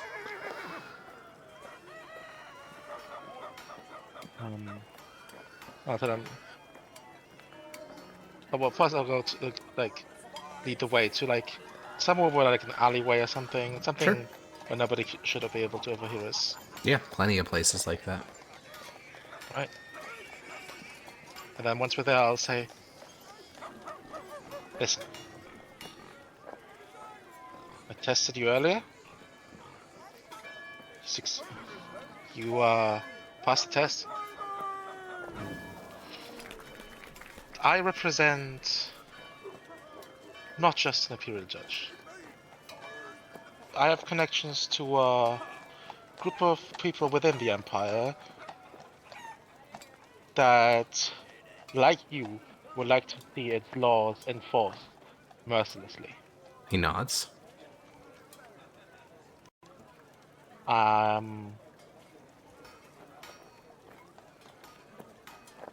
feel like you're being ignored here in the local place, Toroko.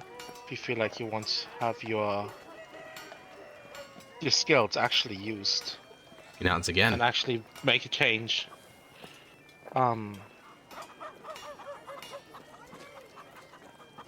you should talk to a friend of mine, and All right. he lives near Taroko, and I'll tell him where Zenius lives. All right. Yeah, he's familiar with the estate. Zednius has been getting around trying to, improve his reputation. So, yeah, when you tell him of that, he'll nod and say, And this group would give me a chance to fight again, to be on the plains with my comrades. Possibly. It very much depends. he nods. Thank you. Tell him Severus has sent you, and tell him, well, it should be quite obvious about your capabilities. I'm sure he can arrange something. I appreciate the opportunity to serve the Empire, Lord Judge. Of course. Now, I'll excuse myself. Yeah, you leave, and now what? Now I'm going back to the party. I've been having a mini solo session for way too long.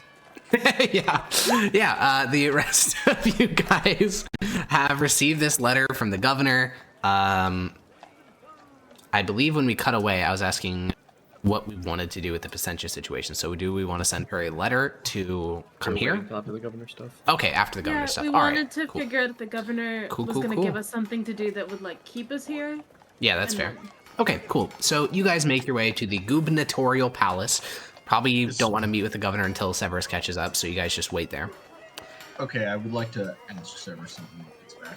Yeah. The four of you are chilling in the large courtyard in front of the governor's palace. A whole century of legionnaires are doing parade practice out here, so they're just, drill formations and stuff. You're just sitting there waiting, and eventually Severus makes his way into this massive courtyard in front of the palace, and he seems to spot you guys and walks over.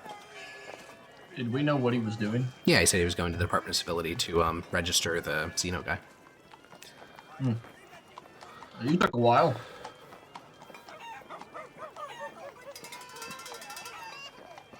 Yeah, sorry about that. You didn't have the forms filled out, did you? Jesus. Yeah, that took me quite some time. That and a visit to the Department of Magic, luckily. Uncle Tino is, from what I can tell, not a registered spellcaster, so I've sent out a report of him being an unregistered spellcaster with his description and his last known report. He's now a wanted man in Taroko for the Department of Civility and for the Department of Magic across the entire Empire, I presume. Yes, I'm sure our glorious empire will handle it swiftly and without delay. Well, Maximus, you usually don't say snide comments about the Empire like that. I don't know what you mean, completely serious. Alright then. Keep your secrets. He got cucked by the Empire one too many times. Cool. Is there any further delay before we meet with the governor? I Nope. don't think so. Alrighty, the five of us. Centurion, two spellcasters, old man, and a young man. Well, we'll just call him an assassin. The young man's too generous. Make their way into the gubernatorial palace. You leave your horses behind. I'm not young! Yeah, I know. And you meet with a clerk who informs you that the governor is more than happy to meet with you, and she will pause you for 5 minutes just to inform the governor that you're here and confirm that yes, he does want to meet with you, which he does. And so you guys will be led through the palace, and you are brought to a ballroom. This is probably where formal functions and stuff like that will be held. And currently, it's in the process of undergoing renovations of sorts. They're taking out the marble flooring and replacing it with new flooring. They're taking out the gold lining and the Baroque fashion, replacing it with silver, maybe mithril lining, you can't quite tell. There's a lot of work being done in this ballroom, and sort of sitting in the center of the chamber with a toga tightly wrapped around him that is a deep purple is a man who is definitely the governor, because he wears the, there's like this old-fashioned tradition called a diadem. It's sort of like a crown of like leaves that some governors wear. It's viewed as like very traditional, and he is currently wearing one of those to denote his status as governor, and he's sort of talking to what look to be a couple of architects and redesigning the interior of this chamber.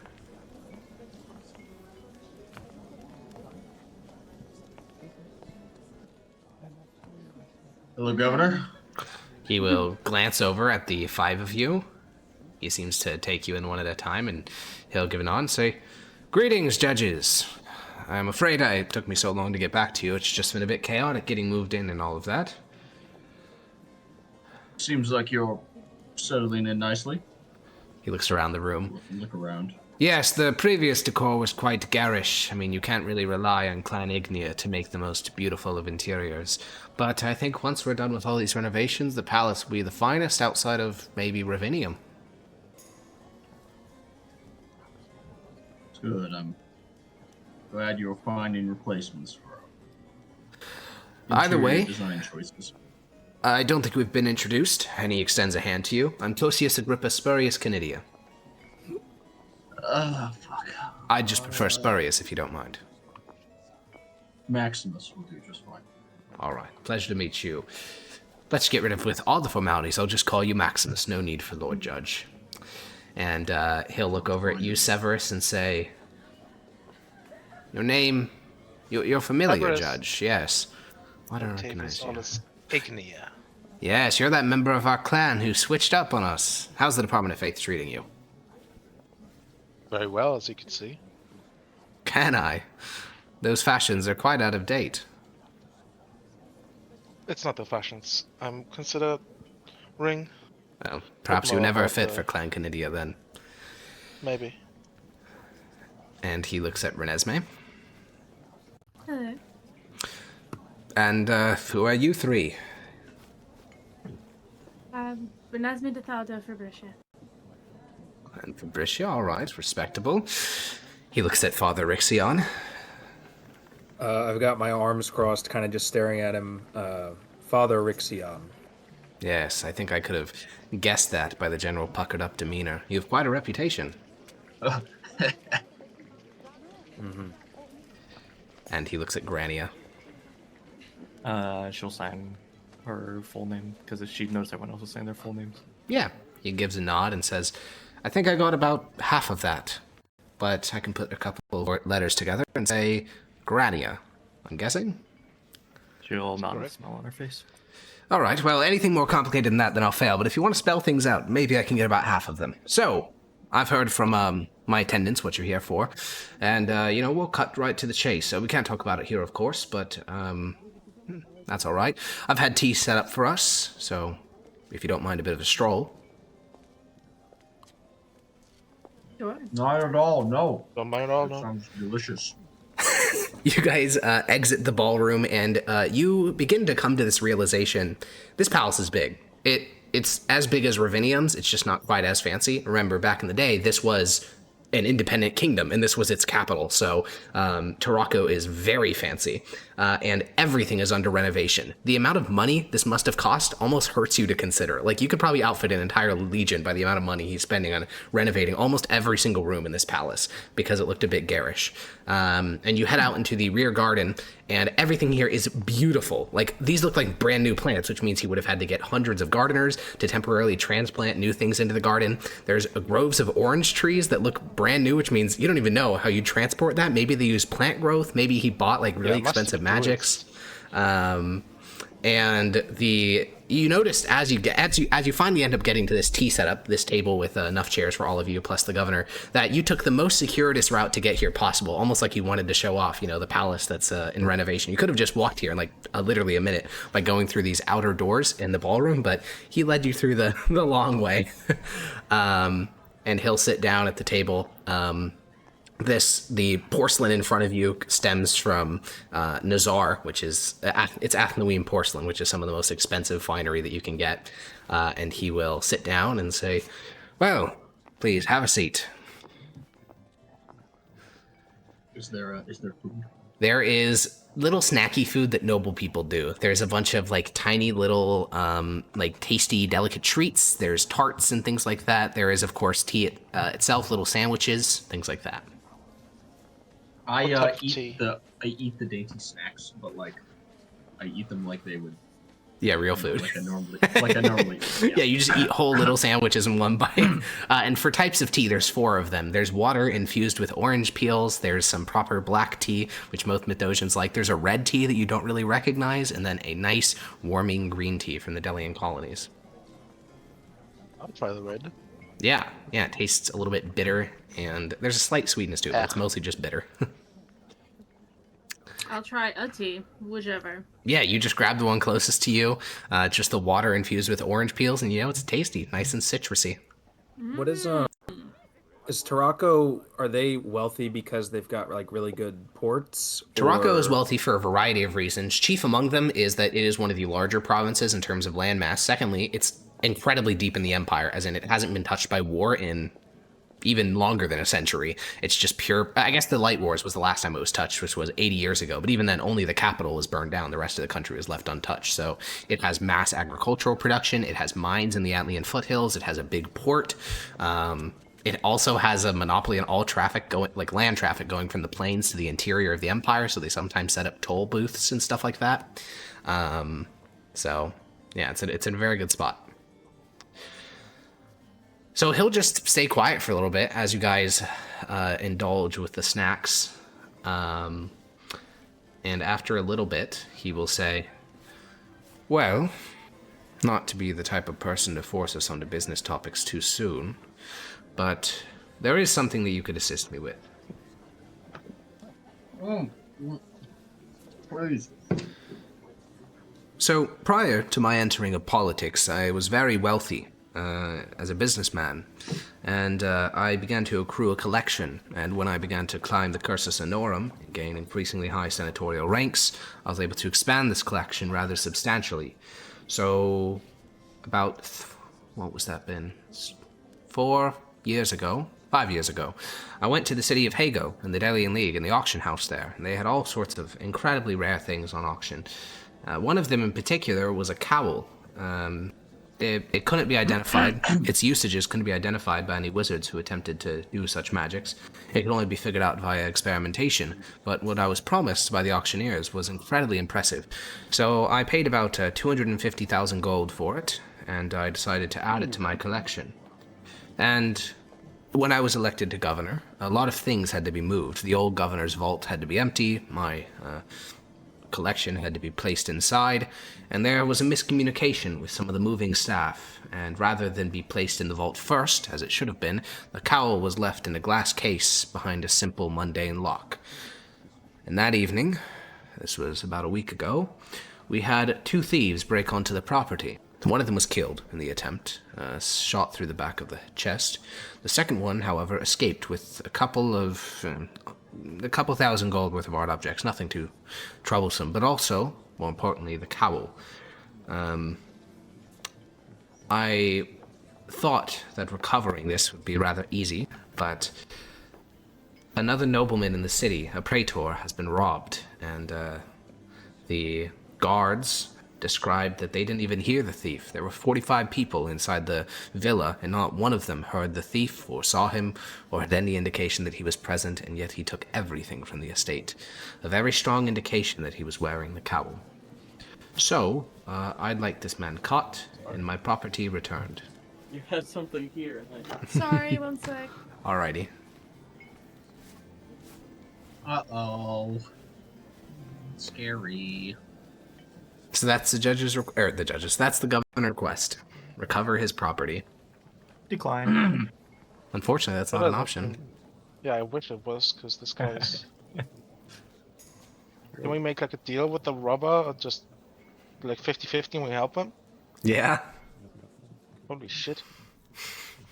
Yeah, this item is insane. The way he said like, oh yeah, nothing important, just a few thousand gold, that's literally like millions of dollars. Yeah. It's like, hey, you know. That's a whole Which new means that set if we of recover the local gold, then we stuff. could He could go missing, you know? He could have already Yeah. spent it, who knows? No, I don't think he was talking about literal gold, right? No, it's art objects that were worth a couple thousand yeah. gold.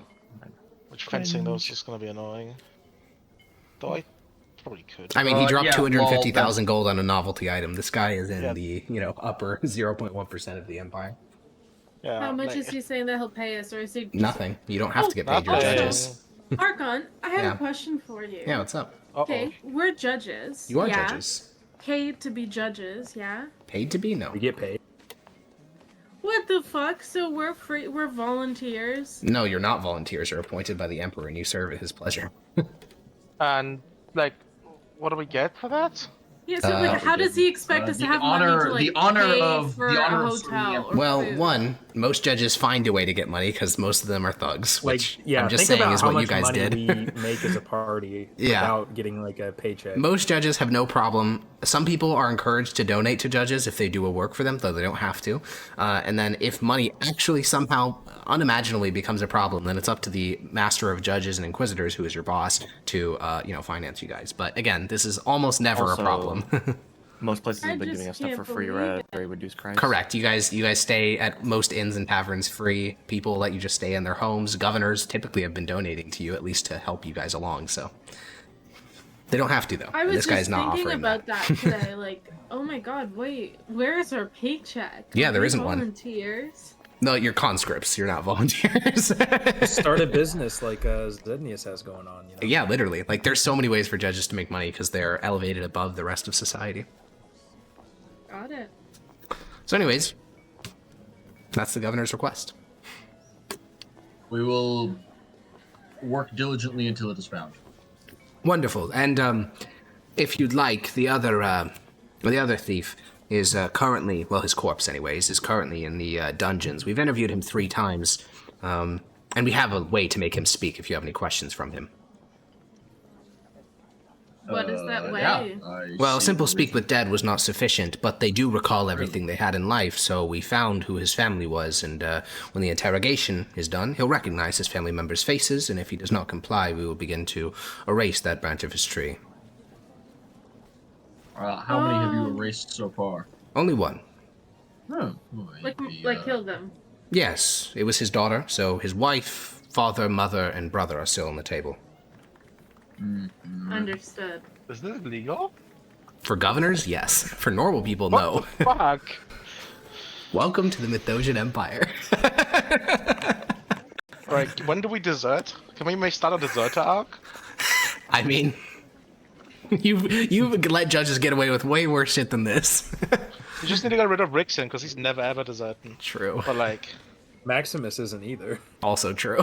nah, Maximus Yeah, is kind of yeah. down on the Empire, right? both of the but he's not that down. That's really down. Yeah. So, And then if you want Zednius, I mean, like Tullius is just gonna kill him or something. So why would he even need to kill him? Zednius would never betray his own dad. that's surely also not. true. Yeah, surely he wouldn't. Like, Yeah, for- but, he you know, wouldn't quadruple His agent dad that might shit. be on our side. You think Well, so? The governor will stand and say, well, all the things have been laid out before you. If you like, one of my courtiers can stick to your side to assist you if you have any further requests to me, but I'll be busy. We're currently reupholstering reliquary, so I'll need to make sure to check different fabrics for that. We Yes, did, by of the way, course, already we want the- find, we already had one incident that we took care of in your province. All right, well, good on you. And he will walk away. This guy just doesn't care. Well, one personally impacts him. The other one is just something happening in his province. Yeah, it's only like, he's only like the governor. Yeah, Screw. Why would his province impact him? true. Based. So, here we are.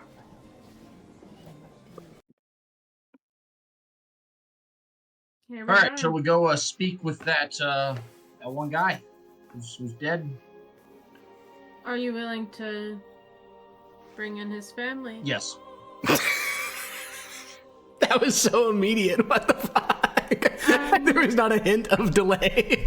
Jesus Why don't we Christ. figure out what they've already learned from him? Because they've interviewed him 3 times, right? I'm sure they have a lot of information. There's no point of repeating questions.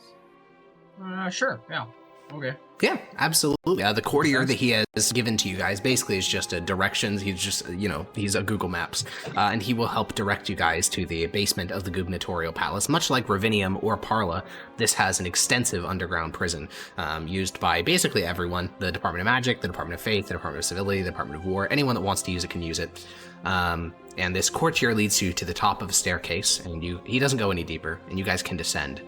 You come across a jailer who, without any question, sees your judge's badges and unlocks the first door. This is your general people in prison, so this would include, drunkards and pretty minor infractions. You then head to the next door, where there's a legionnaire who will once again open the door without question, and this is an administrative office of the prison. Inside, there is a jailer. There is 2 other sort of administrative personnels, 2 legionnaires, and then lastly, there is what is clearly a cleric wearing dark brown robes, which indicate him as a torturer for the Department of Faith. Lovely. You the one who's been working on him so far? Yeah, the torturer will stand. He was playing a game of cards with the chief jailer, and he'll give a bow and say, "Yes, Lord Judge. I assume you're referring to the thief." Yes. Yeah. What have you found out so far? I have access to a full transcript, but I could also provide you with a summary. Summary will do. Summary first, sure. The man's name is Marcus Titus. He was a petty thief. He had not amounted to much in life. He spoke much of his unfortunate circumstances that led to his thievery. He was goaded on by a companion of his, and yet despite him describing this companion to a substantial degree, details of this man seemed to slip his mind, including his name. Based on what was being done to his daughter, I have a strong belief that these are truthful answers. I do not think he would have lied. Then, we also learned that the night in question, he did not recover the cowl. His partner did, and he was captured in a corner because he could no longer locate his partner and could not find the way outside of the palace.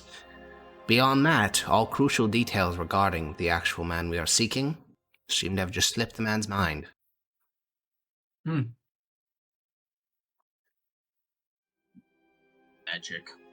Gross. Is there anything that could cause, memory loss? Yes. Postmortem. It is a belief amongst the arcanist of the governor that this is a side effect of the cowl that had not been previously ascertained. The cowl was known for some reputation in its home in the Delian League, worn by a master thief who was never caught. It could perhaps explain his successful thieving streak if no one could remember his face or name.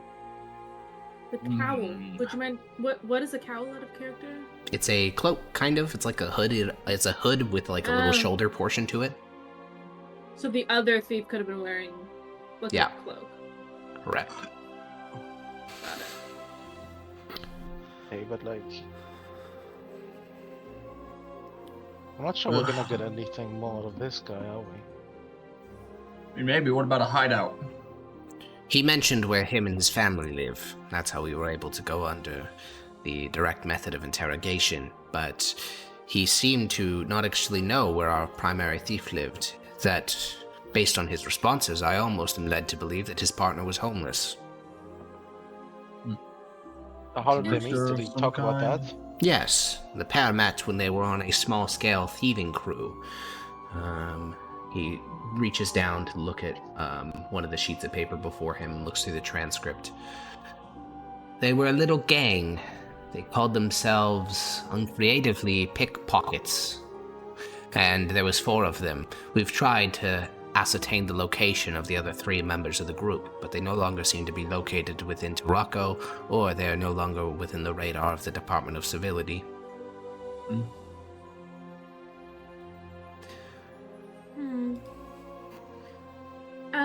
How did he meet this other thief, then? Within the Pickpockets organization. This group of 5 thieves. How did he meet the pickpocket organization? The summary, essentially, is that he ran a family farm, However, they had a bad harvest, the property was purchased by the landlord, and they were functionally made homeless, and so they made their way here in Torako to attempt to pay for their lives, and when he could not acquire a job, he turned towards illegal means of acquiring coin. Where? Here in Torako. Yeah, but trying to find out if there's a way we could get in contact with these criminals. If you would wish, I can ask 5 more questions of him today. Will he speak without his family Or here? not, right? He does not remember me, if that's what you're asking. He'll be just as resistant to answering questions to me as he would anyone else. So, yes, unless we have a family member present, he is likely to keep his secrets. Hmm. Well, Are what's the his issue family with this, being man? held hostage here as well? Only 2 of them, the ones that are likely to run away. The parents are old enough that they are not a flight risk. I see. How old were his children? And the daughter? She was 7. What the fuck? Oh, You killed a 7-year-old to get information about a thief. He stole a legendary magical item from a governor of the Empire. Couldn't you have started with the parents? The parents he seemed less inclined to protect.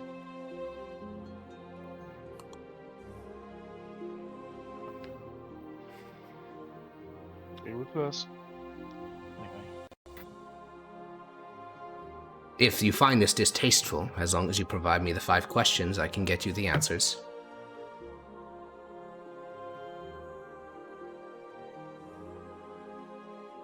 I mean, Severus, this is your area of expertise. Do you have questions you propose we ask?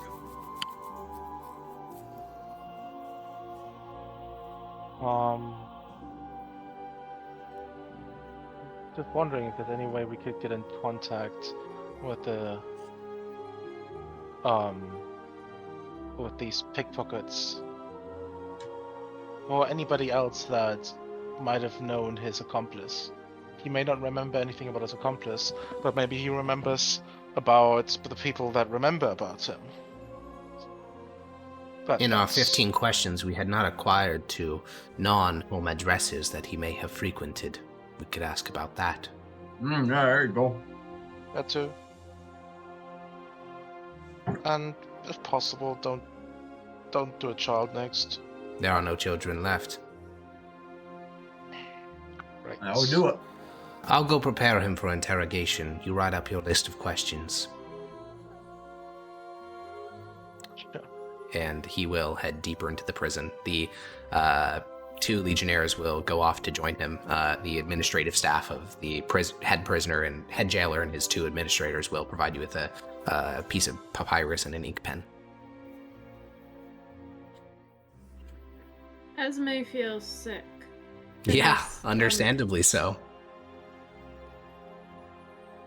And this is completely legal for him to do. Yep. Unfortunately. It's a high-level crime, basically one of the most serious that can possibly be done against a governor. At that point, you basically have carte blanche to do whatever it takes to solve the underlying incident. Unless they were senators, but they're probably not senators based on, their level of wealth and all that. That is just so crazy. It's not a great empire to live in, yeah. Yeah. Might Yeah. makes right, I guess.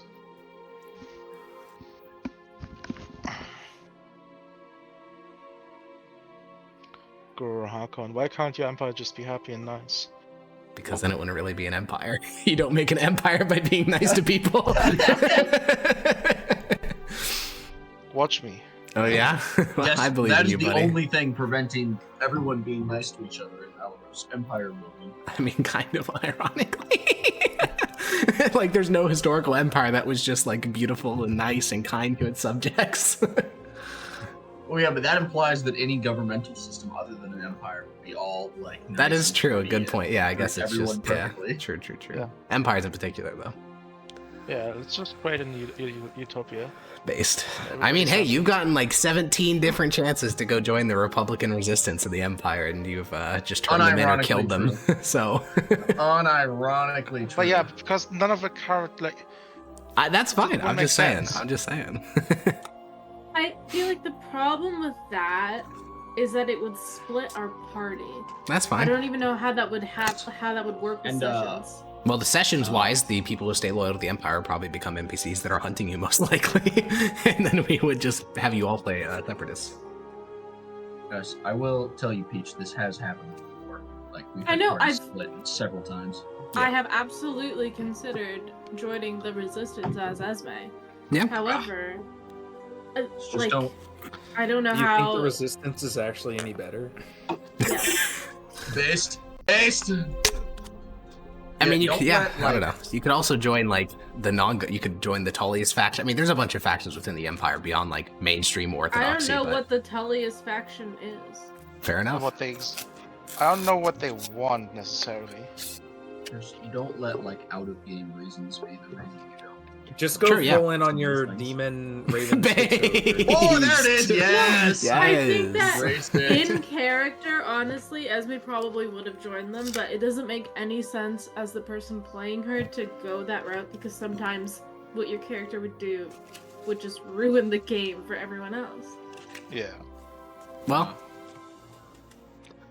I think it'd be fine, but hasn't stopped anyone in the past. Yeah, the Ethan betraying his party moment. Many such cases. Yeah, many such cases. So, I mean, if you want, you guys can just say, fuck this, we're not helping the governor. We're going to go back to Mythos and tell our boss that we're not doing this, if you want.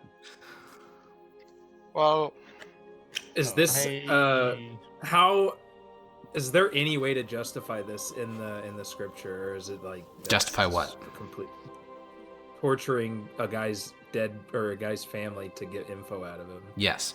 Because remember, the Varusian Creed, the new law of the land, was rewritten so that the Emperor is God, and all of his subjects are executing godly commands. So while there are secular and religious laws, they're not as different as you would think, and within religious law, there is an implied submitting to the hierarchy.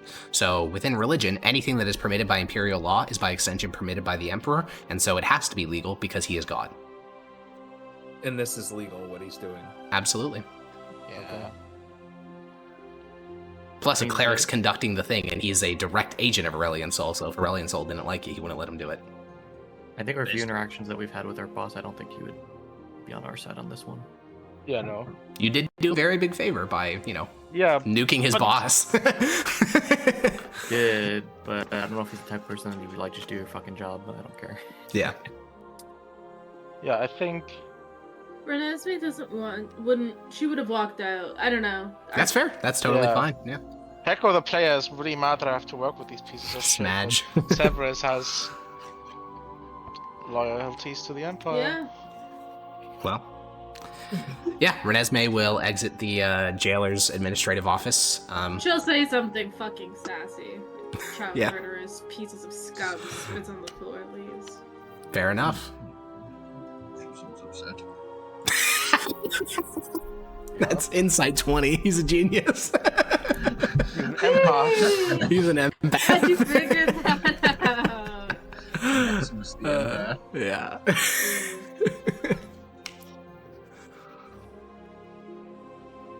I mean, if you want to proceed, you got 5 questions to make. If you don't, then you gotta find an alternate thing. Severus, you know the most about this stuff. Any suggestions? Balrixian? Any input?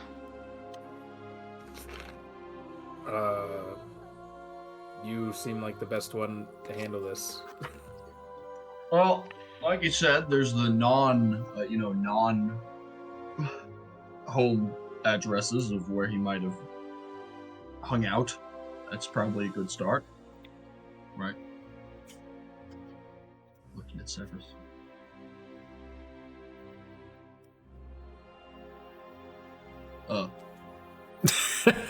Okay. Yeah, I'm writing them down right now. Okay. Oh, okay. the jailer, the jailer administrators have gone back playing cards. Yeah. What are they playing? They're playing a relatively common soldiers game, which makes you think they're former legionnaires. You boys old legionnaires? The two of them, not the main jailer, but the other two, glance up and give a nod. Which legion? The first one says, I was in the first. Nearly got Centurion before I got this, and he knocks the edge of his kneecap, and you hear like a wooden thud. Huh. I became a Centurion, then I took an arrow to the knee. You can still walk? Not too great, but, yeah. It was only by the Emperor's blessing that I was able. The prison guard nods, and both of them have debilitating injuries, so, if you can't fight war, might as well brutalize people in Imperial prisons. Guard prisoners, I guess. Yeah. It's not like, they're kind of at a disadvantage. Yeah, you could say that, I suppose. One way of putting it. Where are we at on these questions, Severus? I'm on the last one. Okay.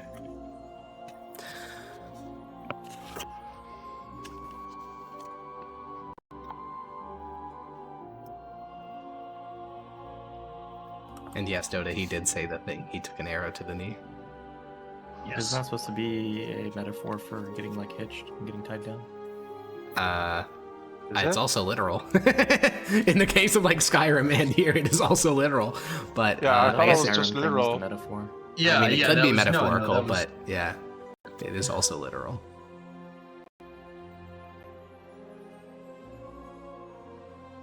Hey, I have 4 questions. I'm not sure about a 5th. It's fair. No. So far, I have these. Alrighty. What places did you frequent? What places did your friends frequent? How would you get in contact with your old crew? Any places you might have planned to rob next? Those are all very good questions. Ethan, is there anything you can think of? I don't think. I think we can stick with that. We can always come back tomorrow if we do think of something. No, I believe you'd have to wait a week. Oh. You do? I think so. All right then. Because of how the Speak with Dead spell works. No, 10 days.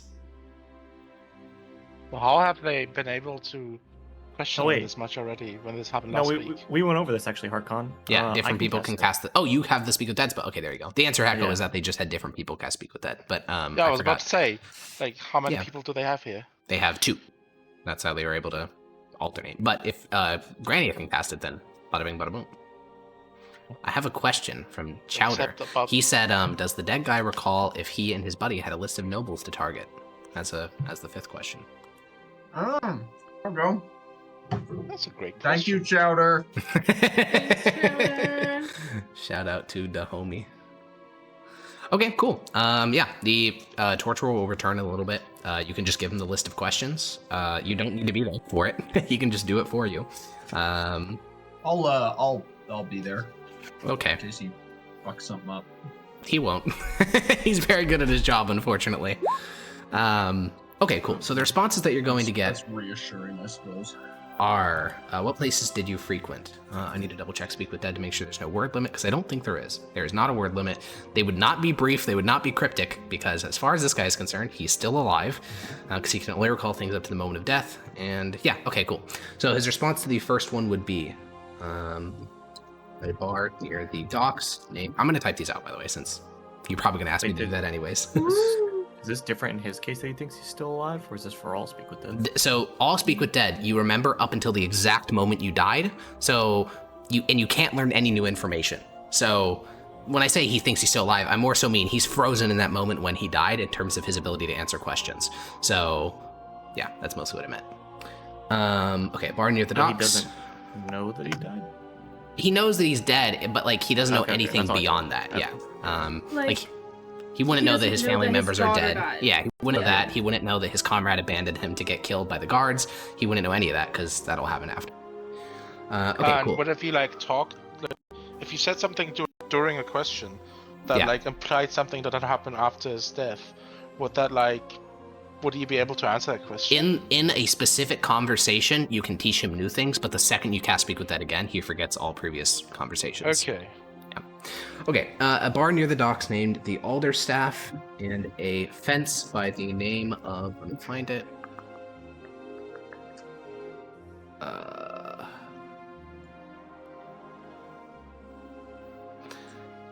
Alistair Tiber. Some of the spells in 5e, while I'm writing this out, some of the spells in 5e has some very weird implications, because in real life, torture doesn't work for a variety of reasons. But, I mean, when you have magic, it's it gets much more fucking grim, because it actually does work. What places did you frequent? What places did you and your friends frequent? Yeah, exactly. Zone of Truth is a big one, because you know whether they succeeded or failed, which is, like, terrifying, because it means you could just keep doing it over and over and over and over. There's an abandoned warehouse near the docks that we would go to when we wanted privacy. I don't know. Me and I can't recall his name. Cut contact with them. We always wanted to steal from the governor's vault. Governor, priesthood, those who go to the opera house, and anyone else who looked down on us. Okay, boom. Answers are written out. I'm just going to read them real quick because the text is a little bit hard to see on the stream. Question 1 was, what places did you frequent? The answer was a bar near the docks named the Alderstaff and a fence by the name of Alistair Tiber. I did mistype. What places did your friends frequent? There's an abandoned warehouse near the docks that we would go to when we wanted privacy. How would you get in contact with your old crew, the Pickpockets? I don't know. Me, and I can't recall his name, cut contact with them. Any places you may have planned to rob next? We always wanted to steal from the governor's vault. Was there a list of targets / nobles you planned to rob? The governor, the priesthood, those who go to the opera house, and anyone else who looked down on us.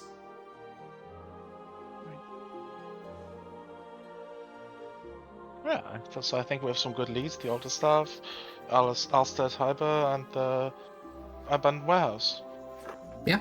Additionally, the only other place that's been robbed other than the governor is the villa of a nobleman or senator while he was hosting a party, and 45 people weren't able to locate this guy while it was doing the theft.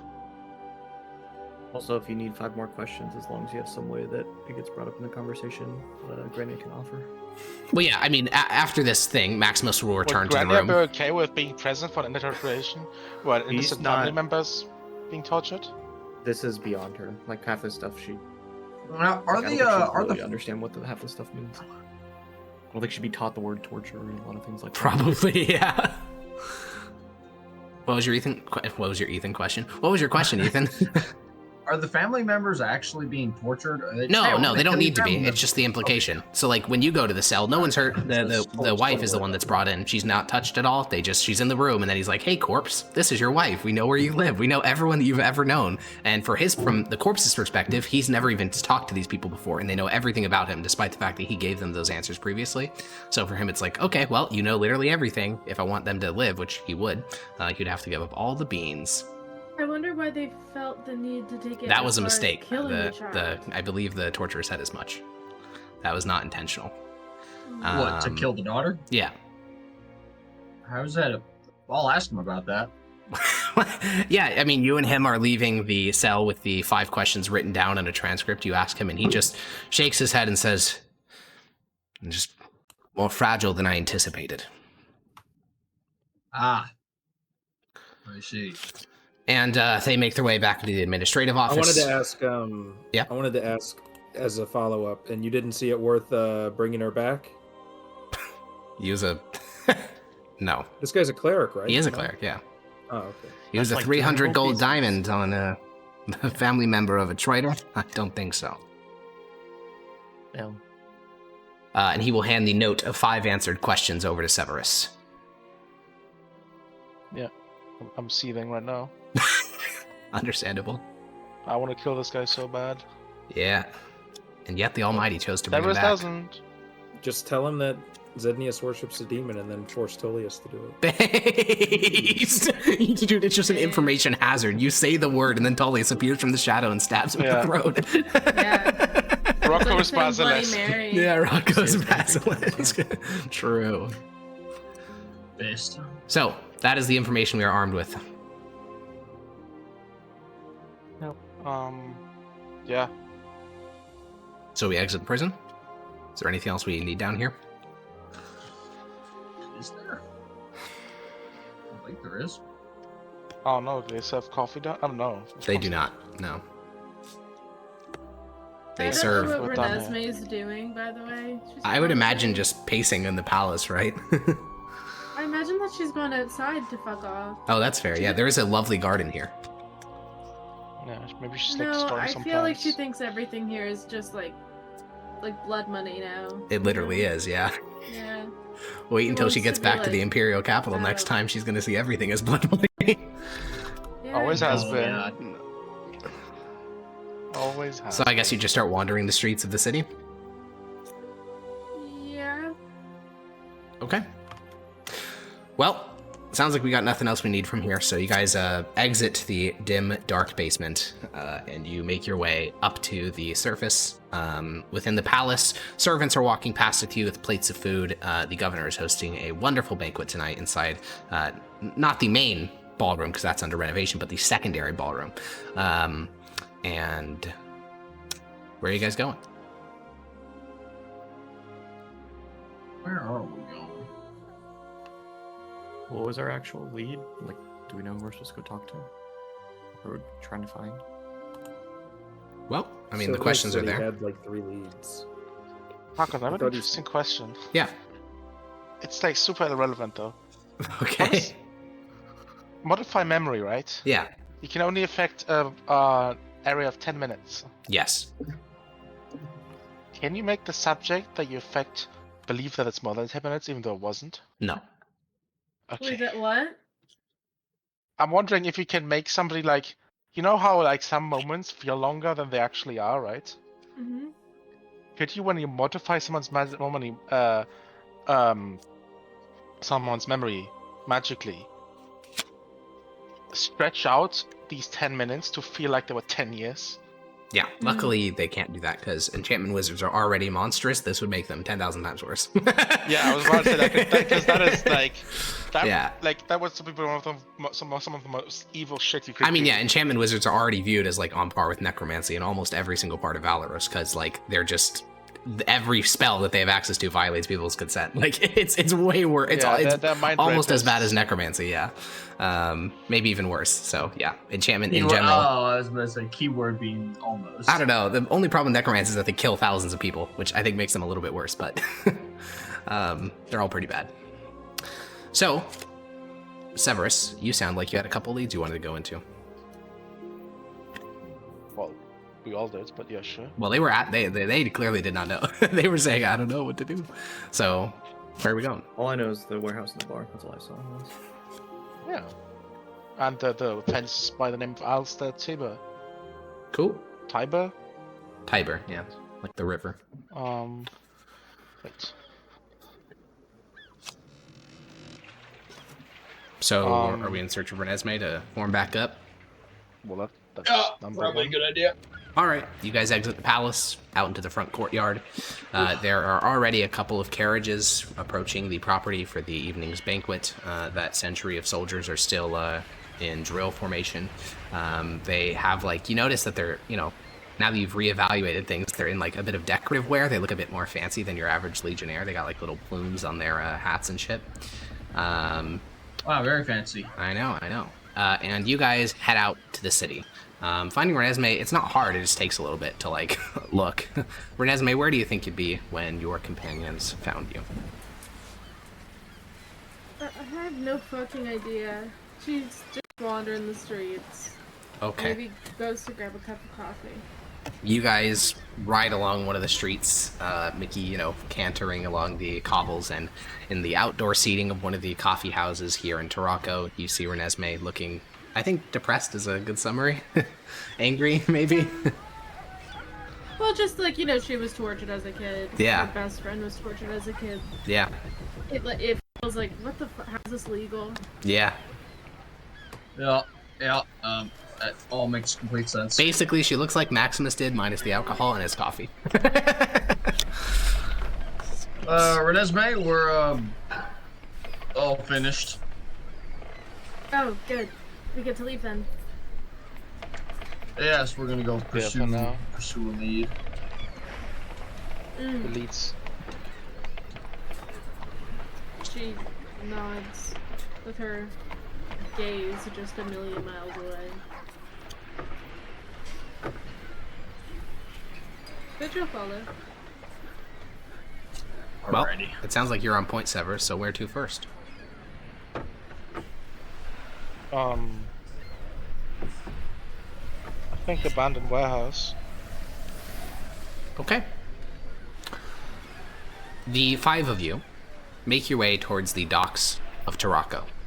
As discussed before, they're not exactly seedy, it's just that the Empire just acknowledges that there is illegal shit that happens here and it ignores it because they'd have to grapple the religious implications of mass chattel slavery, which isn't really explained in religious doctrine, it's just a thing that they did before, and now they don't want to go through the effort of getting rid of it, because it makes everyone, well, senators profit. So you make your way to the docks, and locating the abandoned warehouse in question is actually going to be a bit difficult, because the answer you received is what you received. You were not told the specific warehouse. The good thing is that there's actually not that many abandoned ones. Business is booming here in Tarako, so there are only 3 abandoned warehouses. I don't know if scale is a factor here, like, because the 3 abandoned warehouses radically differ in size. Do you have any other ways that you would pick which one to look into first? Nah. Just pick one. I wish you would have been more specific.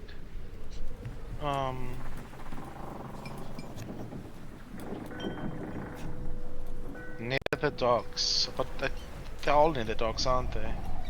They're all, yeah. I don't know. You guys have any idea how we could find, like, how many warehouses are there? There are 3 abandoned warehouses that are on the docks. I guess we just go through all of them. The middle-sized one. The middle-sized one? Okay, cool. The smallest one is basically a broom closet attached to one of the harbor master's offices, so you avoid that. You make your way towards a moderately sized structure, big enough to fit, you know, that's like a garage-sized, you know? And you head over, there's a sliding wooden door. You don't need warrants, because judges of the Empire, and you just, whoom, slide that door open. Inside, you see a number of crates. Rats are like visible, and they scamper off into the darkness of the chamber. It's dank, to use a word that Peach introduced. Very dank. And the crates show signs of burn marks on them, but not like someone is trying to set them on fire. Like putting out a cigarette? Yeah, basically. That's actually a very good analogy. Does well, it smell like fire moss in here? Yes, it does. Wow. Do the crates have fire moss in them? You go look inside the crates, and the crates are wet, first of all, so they are fucking, like, ruined. You just put your hand against it, and, like, the slimy wood sort of just peels. And on the inside of all these crates are long, rotted textiles, like shirts and stuff, that have long since been devoured by mold. I don't think that we're going to find, obviously, the people here hiding. It's more like when they need privacy, they'll come. So if we had a wiretap, which we don't, but something like that would be more. I believe I think the D&D equivalent of wiretap would be a young urgent child that you pay a couple of silvers to. Or scrying on something. Or scrying if you have that, but. We don't. Correct. I could turn into a mouse or a spider. Also true. But I could only don't know do how long that you'd have to for. wait here. Yeah. Exactly. Whereas the kid may be around here all the time. Well, he could stay for like 12 hours, but at that point, so could I. True. I was gonna say we could talk to some of the rats that scattered, but I don't know what they could even tell us that'd be useful right now. If people Yeah, were they there could tell us recently. why they were here, but that wouldn't tell us the next time they'd be there either. Or like they wouldn't be able to describe which people. Well, I mean, they could describe very broad details. Obviously, they wouldn't be like, "Oh, his facial structure is like this," but they. Yeah, but they'll probably say like a man and an older man. Probably, or like a normal man. That is with the dark extent hair. of. Yeah. Oh my god. Between a normal Dark-haired person man. or a criminal. True. You will get that extent of description. rat. I Bald. guess it's time to hit up the older stuff then. We go to the bigger one. No, we could check the bigger one, but We don't I guess want sure. Peach to remain here at the warehouse. I think we should pay attention. That way we can always investigate stuff and then come back later. I'm just not sure what that's gonna do for us. I mean, if they do end up meeting here and they discuss anything that's of importance. Yeah, we could Right. figure out. But the person next they'd step. be meeting with is dead, so why would they meet you? That is something to note, timeline-wise. Based on his response in the third one, this guy and his partner, whoever his partner was, Marcus Titus and his partner, they broke off from the pit pockets and they made like a two-man group. And Marcus is now dead, so it's just this figure, this guy you're looking for, solo apparently.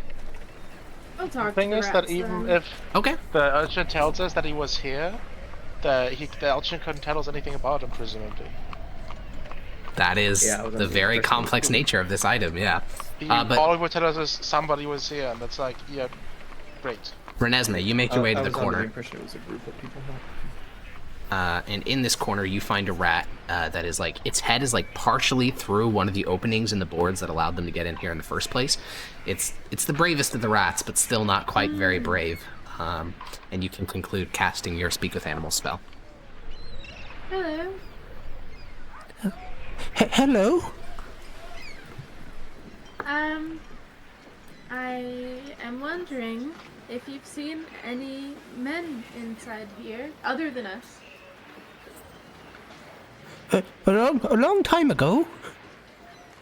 Oh, how long? Oh. I was just a little rat. And how old are you now? Oh, I'm quite old. 8 seasons. Oh, wow. Do rats live that long? They can. Oh yeah. When they're well taken For care of, they can sure. actually live a very long time. Yeah. Yeah, 2 years 8 doesn't seem that seasons, that's wacky. like 2 years, yeah. My hamster lived Melrose has 3. normal seasons, right? It does have normal seasons. Yeah, rats can live for up to 7 years if they're... Sorry, the longest living rat ever lives for 7 years. So the last time that there was any man in here, other than us, was 8 seasons ago. Yes. Wow. Well, do you remember anything about them? It was so long ago. Oh, yes. It was terrifying. There were 5 Oh. of them, and they were burning. Burning. What were they burning? Their bodies. They were burning their bodies. Oh, yes. It smelled like burned flesh. Like they were putting fire on their arms or their legs? No, their hands. They were burning their hands. Yes. What did that look like? He takes out his little paws, and he rubs his 2 paws together. Oh my god, that's so wrong. Rat hands together. Rat A rat hands. doing fucking fire moss. Oh. I see. And do you remember what they were talking about at all during this scary time? I couldn't understand them. I don't even know why I can understand you. Oh, that's because I know how to speak rat. Well, then they did not speak rat. No, they probably didn't speak rat. They were doing the thing that you humans do. It's a little bit like... And then he rolls over, and he does like... His body like is contorting, his chest is rising and falling, and these little squeaks are coming out, and you think it's meant to replicate laughter. Oh, like, and I'll laugh in my way. Yeah, in a normal... yeah, normal human way you laugh, yeah. And the rat says, Yes, just like that. Oh, I see. But we're looking for those people again now among the different warehouses. Oh, In not general. here. Many seasons. Do you only hang out in this warehouse? No food here. Just sleep. Oh. You haven't seen them in any other warehouses? Warehouse is too dangerous. The evil boots try to stomp us. Have you seen them anywhere at all since then, or was that your only time seeing this going on? I don't know. All men look alike. That's true. Confirmed racist rat. Speciesist rat, yeah. Well, thank you very much. Yes, perhaps food?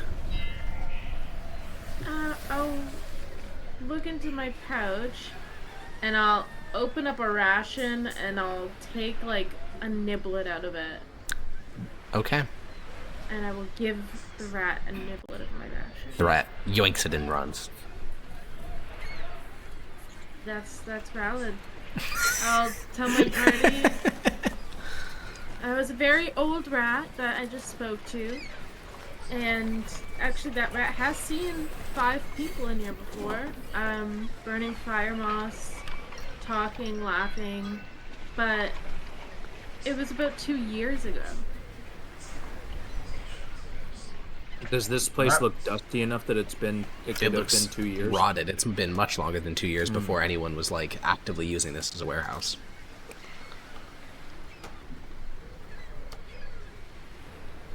Yeah. Yeah, that's probably not our perpetrators.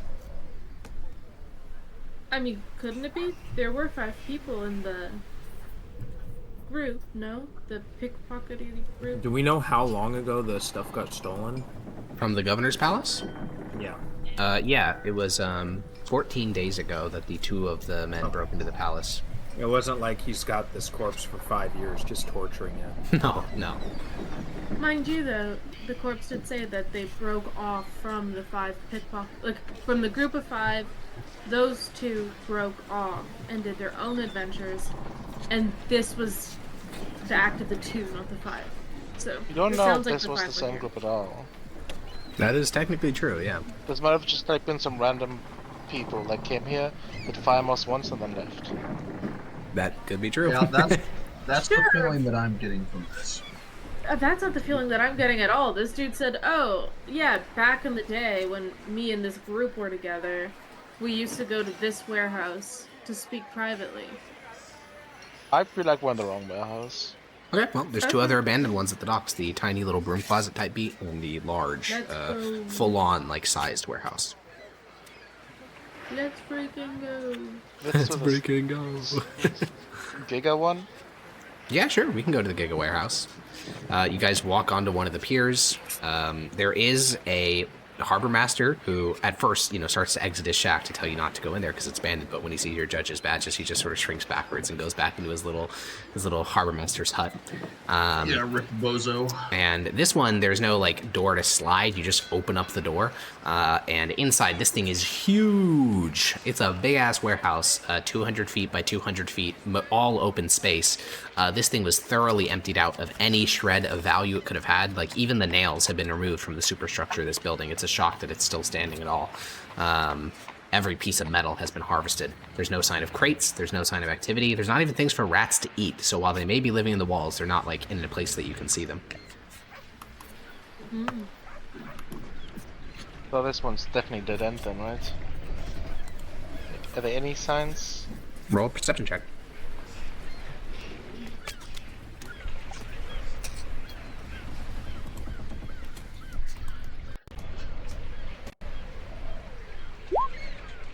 Yeah, I don't think you notice any signs of inhabitation. No, I think this one's a dead end. Let's try the small one. Okay, yeah, you guys head back to the harbor master's hut. At this point, he knows your judges, so he doesn't stop you when you go to the little shack right next door. This one, the door is like barely hanging on, so when you go to push it open, the whole thing just falls inward and like hits the ground, and it sort of like creaks, and a part of it snaps. Inside there is like a clothing rack filled with various outfits. They look like almost like a like a circus stored all their excess gear here, or like a theater stored all their excess costumes here, and they are thoroughly rotted, eaten by moths. Some of the colors aren't even recognizable as like what it originally was meant to be. And that is the entire contents of this closet. Oh, also moths that are flitting around and get into your face. And maybe the middle warehouse was the right one when they were still a group, I guess. But I don't know how that would lead us actually to find them. I guess we could ask the harbor master. Yeah, I don't know how we would find the 3 that they left in their past, but if we were able to find the 3 old members, they could identify the thief who escaped. Yeah, I agree with that. We could ask the harbor master if he maybe ever caught these guys. Yeah. yeah, I mean, it's right next door. You walk out of this little rotting side closet over the harbor master's office. He's a large, portly man, a real sea dog, and when he was the one that was going to wave you off earlier, but now that he sees you're coming to his hut, he sort of adjusts some papers on his desk and tries to put things nice and orderly, and then you just rap on the window and he sort of moves it to the side. Yes, Lord Judges and Lady Judges. Warehouse over there. Yes. You ever catch any people in there? Oh yeah. Back when it was first abandoned, there was a bunch of, kids and things like that trying to use the area. Young men that would go in there, get away from their parents. I had to, put a guard dog out there for a couple months before they stopped coming around. What about more recently? Within the last 2 years or so? Maybe I 3. mean, a couple years ago, there was... I kept getting this sense that people were breaking in. I'd see things not quite where they were supposed to be, but I never caught anyone. But that stopped about a year and a half ago, maybe a year ago, and I ain't seen any signs since. And you had no idea who this could have been? I mean, one time I tried to stake it out, but I fell asleep before I caught him, and since I never actually found any guaranteed signs of people being there, I didn't report it to the constabulary. Alright. Too bad. Maybe we could figure out local thefts that aren't so big ticket, like those 2 went off to do. And I mean, does the town keep a criminal record on They people? would, but the more petty you define your theft as, the more broad data you're going to have access to. If you say, like, let me know about any thefts that were reported over the price of 1 pence, you're going to be inundated with, like, every theft report in this entire city from the last, however many years. Sure. I think we'd be looking for repeat offenders. Okay, now that's a lot shorter list, because the Empire is very fucking brutal, so they typically prevent people from being repeat offenders. So, yeah, you could certainly look into that at the local Department of Civility. And still, you ain't got a hand. I mean, literally. Like, the Empire is draconian. Yeah, that makes me think that, like, maybe they didn't get caught more than once. Yeah. It could just be a single offender, but still, like, a single caught offender. If you want, you could go look at the full list of people who have been caught in the city for theft in the past. It's gonna That's be, yeah, that's pretty long. quite a needle How in a long? haystack. If you get all 5 of you, because all 5 of you can read and you dedicate a couple days to it, you can probably go through the full list. The question is, what criteria would you be looking for? Because the broader your criteria, the more people are going to meet it. Yeah, because like young people that stole shit within the last like 2 or 3 years. Yeah, is still almost a every pretty long person in the list, city, I'd yeah. Okay, wait. There's an easier way to do this, of which I don't support in character, which is simply... Then you may not want to propose it, because they're probably going to do it. Yeah, propose it. Well, you could just ask the dude. What, like, you don't remember the name of the motherfucker that you ran off with, but what was the name of the other 3? As a reminder, one of the things that the torturer did ask was, where are they? And the guy said he doesn't know because he hasn't had contact with them since they cut ties. Yeah, but he might know their names. Fair enough. Like, Yeah, you could go back and ask that. Or maybe they used code names. Maybe we should. Because he That's didn't even remember his still best friend's fine. name or something, right? That is No, true. he didn't remember he didn't remember the thief that he worked with, his name, right? Yeah, that was his presumably best friend. I mean, the two of them went off and did like stuff together, so presumably they were closer than the other five. That seems like there's something there. Like, how would you forget that? Yeah, no, I think that he absolutely something's up with that. Doesn't remember really what he looks like, doesn't remember his name. Well, yeah, obviously. It's some magic stuff. Yeah, and it is, just as a data point, it's not him lying. You 100% know he was being truthful. There's no shot he would have lied. And, yeah, he just doesn't remember. For one reason or another. Yeah. Yeah, the magic cow. Presumably. Yeah. He could, however, remember the 3 people from his past. Yeah. If you get their names, how would you go finding them? That's the fucking question. Yeah. But it gives us something. Right now we have, like, a description from a rat that 5 people were in here. You do have a couple other way things. more, like, simple things first. Like the altar staff and Alistair Tibber. That's true. Well, the Alder staff, funnily enough, you're starting to get, like, I think mostly Severus, just because he lived this life for a long time, you're starting to get the mental map of, like, where these guys would hang out back when they were a gang, not anymore. And you can see the Alder staff is within line of sight. Like, this was their haunt. They would be down near the docks. They'd probably be pickpocketing. They would go to that bar to spend their earnings. They'd smoke, not smoke, but they burn fire moss in that warehouse. It's all starting to, like, mentally make sense that this was a small, very small scale, like, urchins, essentially.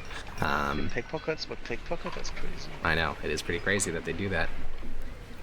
But yeah, the Alder staff is within line of sight of the Harbor Master's office. Right. I guess I disguise myself, go in. What do you guys think? You want to go to the bar? Yeah, would you mind being like an observer as a like a fly or something? Sure. I mean, I could just turn into a bird on your shoulder and you could say I'm a fancy pet bird. Holy shit, he's a pirate with a parrot. Something less, more subtle would be better. Sure. I can turn into a ladybug. Where does that leave then the we rest of the just- party? Outside. Cool. Yeah. I'm thinking before we go in there, slamming the gavel of law, we should maybe go like, you know, pretend that we are trying to contact this Alistair. Sure. Yeah, we need to go in, gather intel. Yeah, roll me a in check. Who? Boomst. You. Wow. So useful. Yeah. Severus. Okay. Okay. Cool. My rolls have been amazing. Yeah, they're great. What about me? I don't think Renesmee would have any ability to know this knowledge. Nat so 20. Come on. there's just sure if you roll Nat 20, you can get. Fuck. Also, that was a save. It is what it is. It is what it is. It is what it is. Cool. Well, any protests against the plan, or are we executing? Yeah.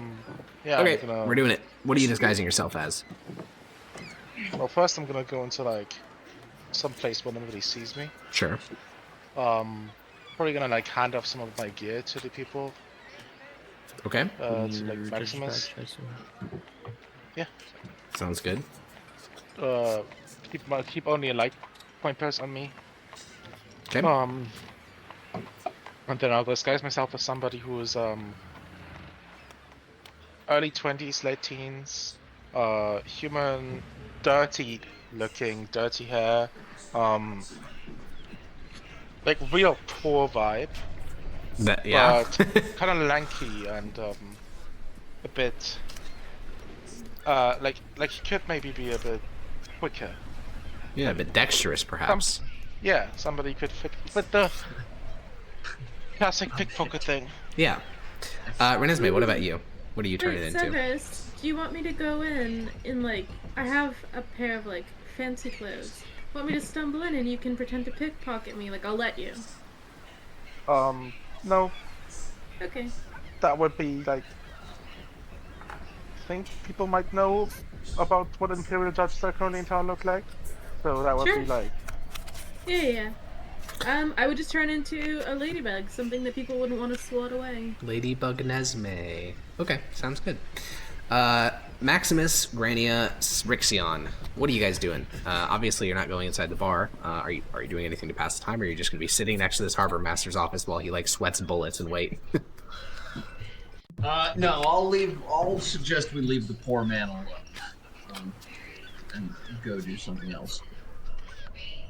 How are the religious institutions in Tarako? Not very well funded. The Tarako has a complicated relationship with the church. Do you think we could take a 5-minute break? Absolutely, yeah.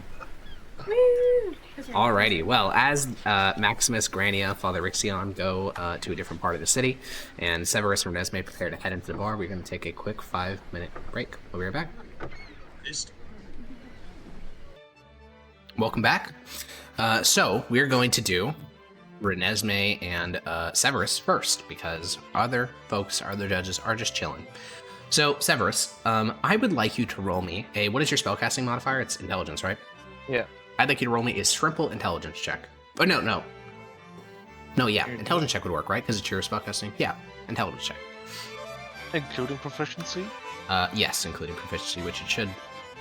Yeah, that's what I was forgetting. I'm like, I feel like intelligence check is right. Yeah, it's intelligence plus proficiency mod. So it's this plus 4. So 16. Okay, cool. Yeah. Then Severus, you walk into the bar, the Alder staff. Renesmee's a bit ahead of you. Wait, I need to expand this position. Well, yeah, you go ahead. All right. Renesmee's a bit ahead of you in the form of a ladybug. She does not get swatted because it's a ladybug. I mean, it's spring in a city and it's a ladybug. They're not going to just murder it. And you guys head inside. The bar is the sleaziest one you have been to since you left the Frumentari. This is the type of place where, like, you would spend time to try to overhear rumors about wacky shit about to happen in the city. And at the moment, everyone is in their own little booth, in their own little world. A couple people look at you, but they seem to just instantly recognize you as one of their own, and they return to what they were doing. There's no, like, communal presence to this bar at all. It's a bunch of individual tables, and there's not even a proper bartender. There's just a bunch of, like, alcohol on the wall, and then a person sitting next to it.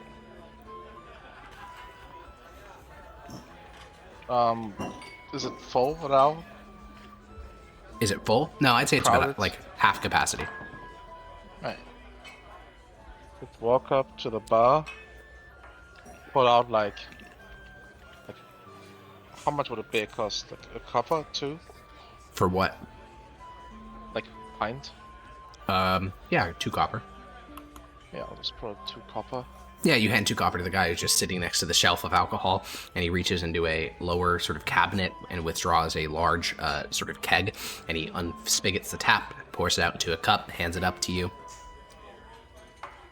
Doesn't even like, I mean, you said you made yourself look pretty young. He doesn't even second guess it for a moment.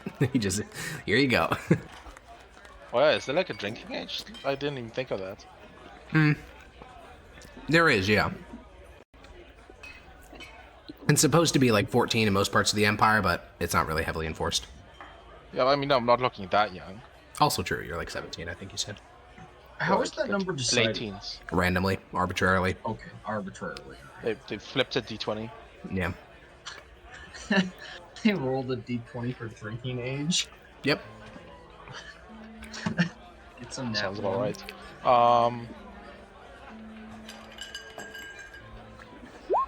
Yeah, I'll just... Is there like anybody else sitting at like the bar itself? Yeah, there's no proper bar, there's just like individual tables, so it's remarkably isolating. Like there's no open table where they want you to sit down. Alright, anybody who are like doing a card game or something like that? Yes, in one of the corners, there are 4 people sitting around a table. There's like this bottle that's empty, and they're sort of spinning it around, and whoever it hits seems to game the pot. It's like the most simplistic drunk person gambling game imaginable, because it's just a spinning bottle. Fuck, that sounds awful. Not even a card game, just a random game of chance. Yeah, that's the like most lame drinking gambling game ever. Yeah. Yeah. Anybody else? Anything else interesting? The rest of the that people are looks like I speaking in could- hushed tones and sort of keeping to themselves. I'll just pull out another 2 copper and make eye contact with the barkeeper, and then using Thief's Cant, I'll try to ask him any good idea I could find somebody to get something rid of. Yeah, you go Something through they the might slang want. of Tarako, asking for a fence, and the bartender will respond. And he responds in, I mean, technically it's Thieves' Camp, but it's just slang to common. And he will tell you that if you stick around, there will be a guy coming through. He's pretty notable because he has 3 rings on his hands.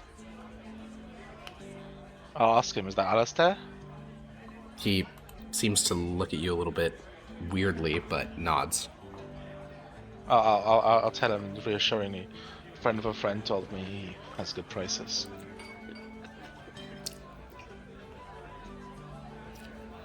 And then I'll give him the 2 copper for his troubles. Yeah, I mean, still, that didn't seem to reassure him much. He just sort of looks at you, but he'll take the 2 copper.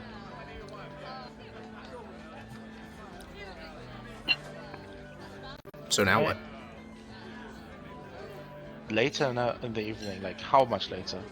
He did not say. Right. I'll stay for like until I have like 5 minutes left to my disguise self. How long does it last for? An hour. Okay, we'll get to that in a second. Ladybug Nesme, what have you been up to? Just flitting around the room to spy on people and their condos. Is there anything in particular they're looking for? People talking about stealing shit. Almost everyone here is talking about some sort of crime. Yes, but stealing. Specifically stealing. Is there like a type of object, like a wealth class? Because again, most of these things are centered around some sort of theft. I mean, I assume the heist on the governor would be like high in people's topics, right? No, that heist is not public knowledge. They are talking about the heist on the nobleman's villa, because that is public knowledge, because instantly all the senators that got robbed, they fucking lost their shit. I guess I'd listen in on that. I'd listen in on stuff that sounds relevant to what I'm doing. Fair enough. Yeah, I mean, the general comment seems to be that whoever did that's very stupid, because they're going to start sending, constables and judges and all sorts of other shit and hunt whoever stole that, and it's going to come down on their heads. And that, they got too greedy. They reached into the cookie jar and they took one too many, and now everyone's going to get their hand hit. Any murmurs about who is stupid? That's actually kind of the main thing. They don't know who's stupid, and that's why they're so confused. They're used to, like, the usual players. Like, they talk about a list like the Salamanca cartel. They talk about a group that they call, what is it called? Oh, yeah, Crebden's Whalers. They talk about a group that they call the Matani family. A bunch of different groups that they name drop, and they're like, I don't think they did it. Like, they have a calling card. Like, what? Like, basically, none of these groups are stupid enough to go do something that brazen, and so they're kind of confused who it is. Anyone actively planning to steal? Yeah, of course, but nothing from noblemen. Most of it seems to be centered around stealing from other thieves that they view as wealthier than them, like drug dealers and stuff. Not so interested in that. Anybody who looks like incredibly skilled, like it's hard to gauge that than the others. Oh, I see what you mean. Yeah, like they have sort of a reputation. At the moment, no. These seem to be largely small crews, like, of thieves that work for differing groups, but they don't actually belong to any particular group. They're not, like, a part of a gang or whatever. But at about 30 minutes later, the door will open, and in will come a man who's dressed about the same as everyone else. Sort of common clothes, not super stylish. He's on the older side. He has a streak of gray running through his otherwise black hair. And he has 3 rings on his right hand. And he will go sit down in a corner of the bar, and instantly someone will stand up from their table, talk to him. They talk for about 40 seconds, and then the other guy leaves with a additional coin purse at his waist. But even with your passive perception, you didn't see the guy give him the coin purse, so he did a pretty good sleight of hand. I'll approach him. He seems to ignore you.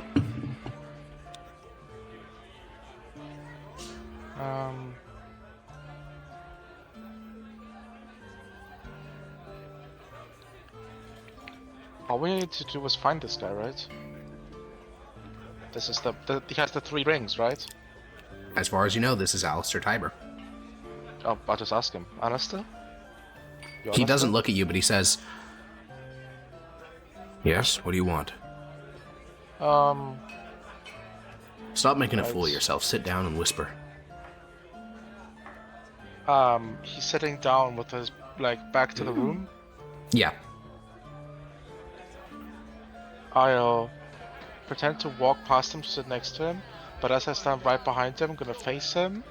I'm gonna look at Renesmee in the corner real quick, and then I'm gonna drop my disguise self and arrest him. Okay, define the process of arresting. I'll just So say, you're dropping disguise Imperial self, then Judge, what? I'll grab him. Okay, you drop the disguise. Instantly, every eye in the room looks towards you, and there's sort of silence. There's this moment of oh shit, and you just put your hand on Alistair's shoulder, you produce a dagger to his throat, and there's this long moment of tension that could snap at any second. Renesmee, are you turning into... I'll say out loud, Imperial Judge. Reminder, Renesmee, you did give your help me, badge please. to... Okay, yeah. Renesmee, are you turning back into a human? Yeah, I'll fly over, I'll flit over, and then I will right in front of him. Yeah, a bug turns into a fully grown woman armed with a quarterstaff, and that is the thing that snaps the tension. The bar empties out in a millisecond. The bartender, pushes open a door and flees through the bag. All the other people flee through the main entrance, and within the span of about 6 seconds, it's just you and Alistair Tiber. He hasn't moved, nor said anything. Sorry to surprise you like that. Well, that's rather rude. I'm just a businessman trying to conduct business. Mm-hmm. He doesn't move his head at all because you have a dagger there, but he will look sort of side-eyed at Renesmee. Imperial judges, what can I do to earn this wonderful pleasure? What was the guy called again that got captured? Marcus Titus. Yeah. You know Marcus Titus? Young thief? Worked in a duo. Yes. He disappeared. Who's this duo? He's,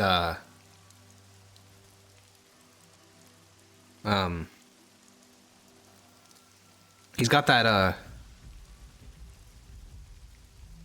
I'm not sure.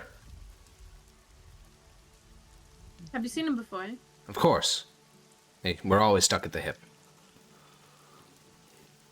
When have But you you seen can't him remember last? anything about him. I mean, he wore this, he would wear,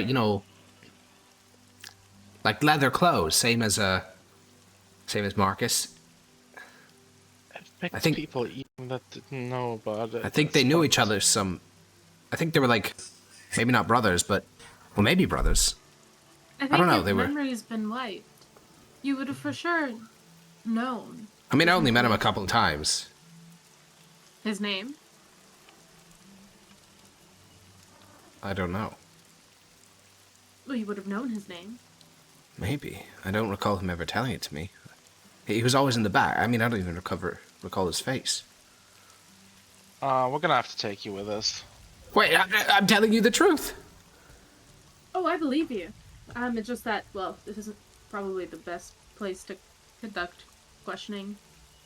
Also, you're if criminal people either way. think that You- you're cooperating with us, then you're gonna lose some rep around town. I'd rather them think that I'm cooperating you than be brought to wherever you're taking me. No offense. I'm sure you love your jobs of taking people away. How about this? I'll tell you where Marcus Titus lives. Maybe you can track him down if that's who you're looking for. No, we have him. All right. They're former colleagues. That'll work. Yeah, we'd appreciate that, but we're really looking to narrow in on this guy, his partner. So, All right, maybe you'll have better luck. Names. Well, I mean, there's a trade here, right? What? You let me go, and I'll tell you this. As long as you give me information, The I'm trade fine is with you that. come with us, and I don't slit your throat right here. If you take me with you, that's worse than sitting my throat.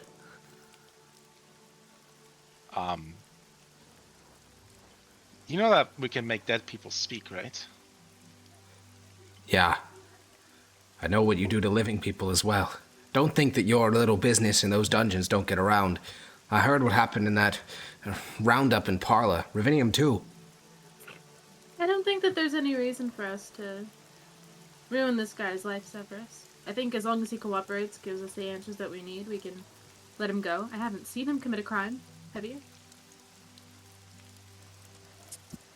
You're not serious, are you? No, I'm serious. I definitely did see him, like, put a coin punch on somebody. I just paid a man for legal business. You can check my purse and there's nothing stolen on me. I'm sure that if we investigated him, we would find things that are illegal, but it's not like we just saw it plainly with our eyes. We need answers from him. He's willing to cooperate. Right. Why make it more difficult than it has to be? Actually, Right. Severus, you only saw the coin bag appear in his hand. You never saw him. True, so Actually- true. I don't care. I made my evidence up. Face. Source, he made it up. Exactly. Anyways, where did you... Let's move to somewhere more private. Well, He promise doesn't you. want to move with us. I'd rather just talk I right don't here. care. I don't care. I Renasme promise wants you, to stay we're here not as well. taking you to. But we're not. I like your... the lady judge here. She's making compelling points. I just don't see the point of us making this so difficult. He's gonna tell us all the information that we need, like, literally right here, right now. Can I cast message Also, with my other hand Sure. No one's at in the bar as Renesmee, well. so It's not only the really two of us can hear it? I'll Sure. just ask her, good cop, bad cop, I guess. No, no. Renesmee is, like, serious. Oh dear. Well, The good cop approach is working. He just wants to talk. We're just wasting time, not letting him talk. right. I'll check if he has any weapons on him. Yeah, he's a dagger. I'll take it, and then I'll remove my dagger from his throat. He doesn't move. Yeah. Okay, the names of his colleagues back in the day. There were 3 of them, yeah? Yeah, well, kinda. I mean, the third one was just the younger brother of one in the gang. I mean, he wasn't really, a part of it. Names and addresses, please. Well, Yeah. Do you know how we could reach them? 2 of them don't live in the city anymore. They left after Third. it broke up. Where'd they go? I think they went eastward. What about the third? The one that still lives here. As far as I know, he's gone legit. Ooh, what's his name? Maximus Marcus. How can we Family find him? name... Aulus? No. Queso. Maximus Marcus Queso. Last I heard, he was working at a butcher's shop as an apprentice. Real tall fella, quiet. He has a scar on his right cheek. It is inflicted by one of the other boys in the group. Oh god, what else? Short cropped hair last time I saw him. A real, somber, quiet fella.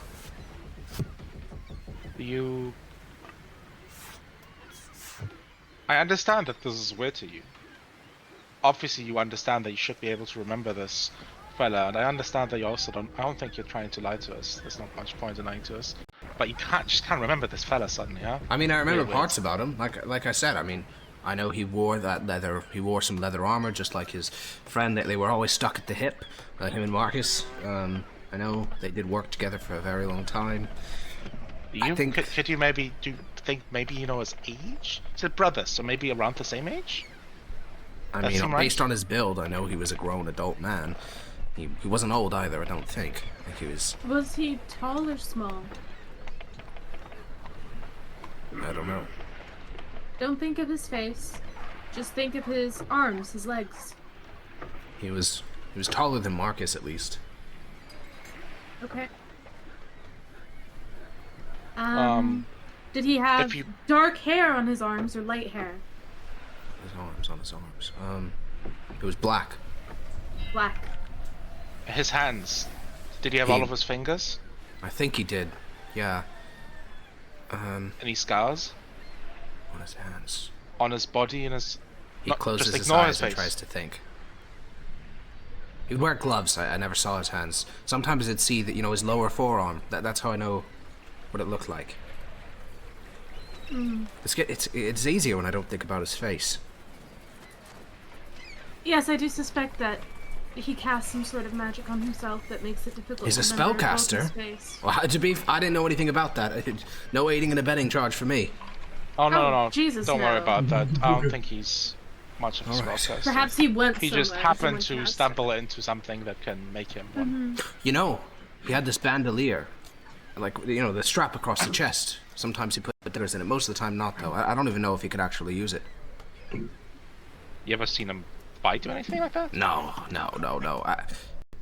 It's hard to say about himself, but I know that Marcus, they weren't fighters, if they ever got in any fighting, they'd probably get their ass kicked. And if they ever came up against any of the gangs, they'd always back down. They were thieves. So, maybe he used it for intimidation? Can you remember I'm not sure. what his voice sounded like? No. Did he walk normally, or did he maybe have a limp or something like that? He was, he's a spry young fella, and he points at you, Severus, because you are still disguised. No, So I dropped my disguise. Oh, you're right. You dropped this guy. So I guess, how tall are you? Like 5'7"? Okay, he would not point at you then. He'd just say, he's a spry young fella, 5'8". lanky. He sort of bounced when he walked. Right.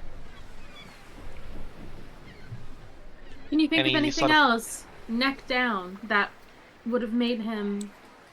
I mean, I can think of stuff he Recognizable. sold me, but I think that's any- all I know about him. Behavior? Did you know where he liked to chill? No, I mean, no. I from what I remember, it feels like Marcus was always the one talking. Did he maybe have a habit, like he smoked something? He burned fire moss once or twice when I met him. He'd take his gloves off for it. What did his hands look like then? Anything memorable? I mean, I could say something, but I don't honestly remember. I just remember the moss. Alright.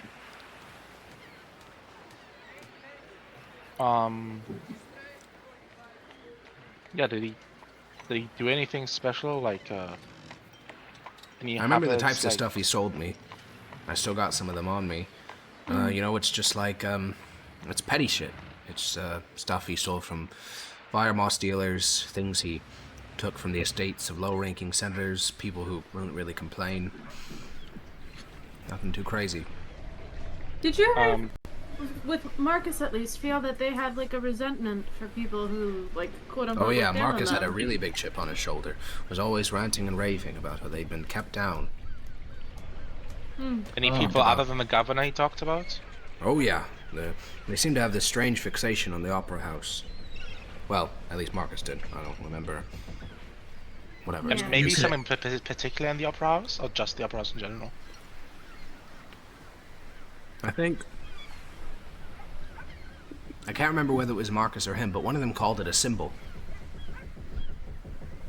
Could you ask him where people sell things they like steal from richer folk? Because I imagine that's the kind of stuff he's stealing now. Like much Yeah, nicer where would stuff. he, if he was like leveling up as a thief, where would he sell the big ticket items? If he were smart, he'd hold them for a couple years, leave town, and sell it somewhere else. No fence in the city will take stuff from that. I mean, you probably heard about the job he did, or that happened. I guess from what you're saying, I assume it's him. But somebody stole from that noble house. No one's going to take those goods. They'd be executed if they were found holding them. That makes sense. Float for a couple years, then sell them again. I think. Yeah, can you think of anything else, Severus? Yeah.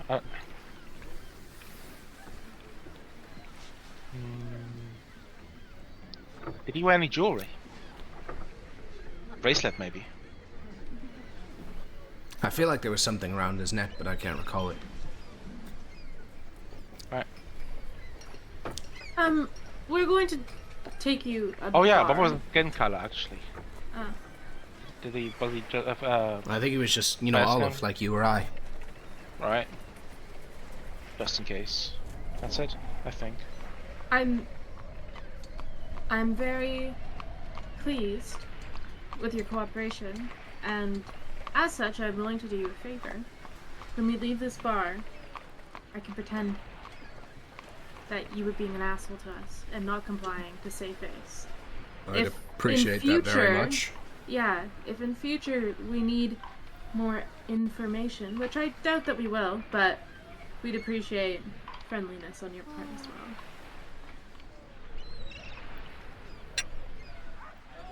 I mean, yeah, he'll nod. I'll pick him up by the fucking scruff of his jacket and be like, "Get you fucking asshole! Get out of here! We should send you to the fucking gallows for this. Yeah. You're on our list. You're on our shit list, buddy." Bucko. Oscar worthy acting right here. Yeah, you fling him out of the spit bar. on the ground. Yeah, roll me a Slam the performance door. check. Let's see how it goes. Oh my god. You got Fucking this. hell, Harkon. I really Bully wasn't Nesme. expecting- Holy Nesme. Yeah, This is let's like- fucking go. Giga Chad average performance. Hell yeah. Get the fuck out. Yeah, and he of here. scrambles to his feet and runs away as you close the door. Nice.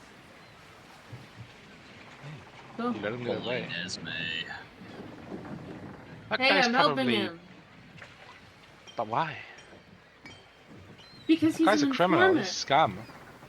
Don't you understand how informants work? We have someone on the inside that's trusted by locals that engages in some criminal activity, sure, but not anything like murdering or slaughtering 7-year-olds. And he's willing to help us figure out stuff that's happening in the criminal underbelly of this world happily, with cooperation, with glee and giddy. Why would I ever want to ruin that? Okay. What? Do we know anyone with remove curse? That'd be Renesmee or Grania. Yeah, would that be like have it restoration? No, it's a spell called Remove Curse. Greater restoration, maybe. Lesser restoration, maybe. I To could take help it with next level, the- but no. It's a Well, cleric, paladin, warlock, or wizard spell. Got it, so not me. Yeah, so it'd just be Grania if anyone had it. Or No. Father Exian, Oh, potentially. you're right. Or Father Rixion, true. Rixion does not have that high level spells. Unfortunate.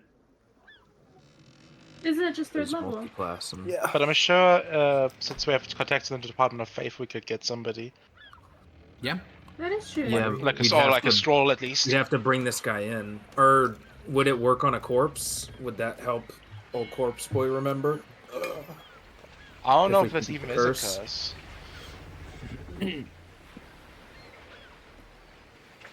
I mean, my ideas are that someone's altered their memories to make them forget. It's probably with the cowl, or because it seems like everyone that comes into contest with this thief has that happen. So a lesser restoration, greater restoration, or remove curse are the only things I could think of. Lesser restoration seems the least likely to work, though, because it's a lower level spell. Yeah, I will keep my mouth shut. Yeah, because you know how it works, so you know Spooky. Okay, well, the two from the bar go out to find the rest of the judges. You walk out, you veer left, you find a small outdoor seating area where there's 3 horses and 3 judges. Or I guess 5 horses and 3 judges. You can meet back up with the rest of the party. Very cute. I will describe everything that happened. Yeah, I'm just gonna repeat what I said there about if we know any of the people with those spells. I really don't think it's a curse. I don't think curses work like that, where they just like randomly. But is Affect modify anybody. memory a curse? No, it's a spell. It's almost like a collective modify memory, though. I don't know that we'll find anyone that will be able to identify. Well, if it's an his item, face. he could be casting it multiple times. It's More like worth a noting passive something. component. Yeah, it's also worth noting, modify memory works in a 10-minute span of time. Someone who has known him, based on what you guys know, at least 5 years, doesn't remember his face. So it couldn't have been modify memory. Yeah, like this is. So then Greater something and Restoration. You can try it. I think Greater Restoration is the only like chance, but I think That's an this, expensive considering spell. how incredibly expensive and insane this item is, I think this might be a wish type deal. No, I think that Greater Restoration is worth the investment because this guy thinks that this item is omega expensive. I think he would be willing to invest in it. I don't know what are the components of Greater Restoration? The components isn't the main cost. It's someone who can cast it. You need a minimum of 9th level cleric. 9th level. Yeah. And then you Does that cost money, scroll. or are they just like conscripted to do it? It does cost money for church? a governor. For the Department of Faith, it doesn't cost anything, but for a governor, it would. Well, or like a scroll might even be cheaper in this regard. Either way, and then the components are 300 gold worth Greater of Restoration. diamond Greater dust. Restoration, it's 1. It's Yeah, 100. 100. I thought. Yeah, it's 100. Oh right, 300 is Revivify. Yep. The thing is, I wonder, like, if it was a cloak or something, right? And whenever you're wearing the cloak, nobody can ever remember your face or your voice or your name. Then, in the moments that they're getting to know each other, like, I'm talking to you, Severus, and then I walk away, I don't remember your face anymore. You would think I'd be self-aware that, like, oh, yeah, but, like, Severus has a cloak and I can never remember his face. Here's a question: do I remember the sheep herder and what Yeah, his face looks like? absolutely. Okay. Double check it. I didn't want to get That a would- CPU and that- it fall by me. Or, like, in the moment, That would've been right? funny as Obviously, fuck, but yeah, no. everybody knew Marcus's friend, and they must have, in that moment, been calling him by his name. Otherwise, how would they arrange meetups? How would they have a normal conversation? Cool, Something right. else to Remembering- consider is that everyone knows he stole the cowl. That's kind of weird, right? That's like a part of him. That's a core thing of what he's done, and yet people remember that crime. If it were really good at erasing itself, no one would even know it was stolen. They wouldn't even know it was ever held by them. Yeah, this is like it erases like any hints to the identity of its wearer, but Kind only of. in like a very superficial way, Yeah, in a very specific way. in a very specific Voice, way, yeah. name, But also in a way face. that's like I don't think this for example, I don't think you have ever have to have seen the cowl. Correct, yeah. Because this guy never saw that cowl. This guy didn't even know the cowl existed. Yeah. Also, something else weird to think about. When the governor bought this, he bought it from a thief that was legendary across the Delian League. How the fuck was he legendary if no one can remember his face or name? I wonder. Because nobody. That's a good point. Also, something else to consider is if we found this guy right now, and we were chasing him down the street, like, we look at him, we see his fucking face, he turns Yeah. around, he runs away around a corner. If he just changes his clothes, we're fucked. If he 'Cause just we takes would- the... Yeah, I've heard he just, like, you know, he just... Actually, at that point, he could just walk out and look at you, and you wouldn't even know that that's the guy you're looking for. Because you know can what I recognize mean? his face, yeah. Like, how... I'm what not if, even like- sure how we... God. Tullius would love this item. Yes, I he keep forgetting fucking how would. This would be the powerful this best fucking item birthday gift was. for Tullius. Holy shit. Tullius would lose it, dude. I don't know. God, I he don't would wear know it how to- 24/7 too. No one would ever know his Would. name. God, that'd be so pog. You would. Yeah, guys, if you wear this item, there's a way you can do it where you get a plus 30 on your stealth checks. It's true. It's, Actually? Actually, Wait, what is think- this I think item called? I think I did. it a it's couple not an times. official D&D item, but it's called Yeah. the Black Cowl. Is this an artifact level item? Yes. The black cowl. And think cowl we is like a established that. cloak? Yeah, cowl's Yeah. like a cloak. God, it's such a based item. Yeah, Ethan had it in a previous campaign for God. like 2 sessions, and then he sold it. You. Oh my god. What was he that legendary thief? No, he met that Quote-unquote? legendary thief though, and he got the cowl from him. Jeez. Character Wait, related reasons caused me to sell it. Did Ethan sell it to this governor? He sold it to the auction house, who sold it to this governor. Yeah, Oh, that's so cool. it is. Yeah, it's God, It's the funny the thing is, item when we finished that the item campaign, I is literally told him, absurd. this is going to pop up at some point, and you're going to have to deal with this again, because it's nightmarishly strong. So, it's we're here, we got some leads, Very we can't know his sad, yeah. name, we can't know the details around him, but we still have leads about him. So, what next? I think What are the Yogi leads had we an have interesting about him? idea. Does someone have Oh, what was my... Go, Yogi. Your idea was the Greater Restoration thing, because if that does work, you would just know what he looks like. That'd be huge. Yeah. Yeah. We just have to find someone that'll cast that for us. Based. Yeah. And who would you cast it on? Therein lies the issue. Does Renesmee have access to that? Eventually, Greater Restoration? Right? Yeah, fucking eventually.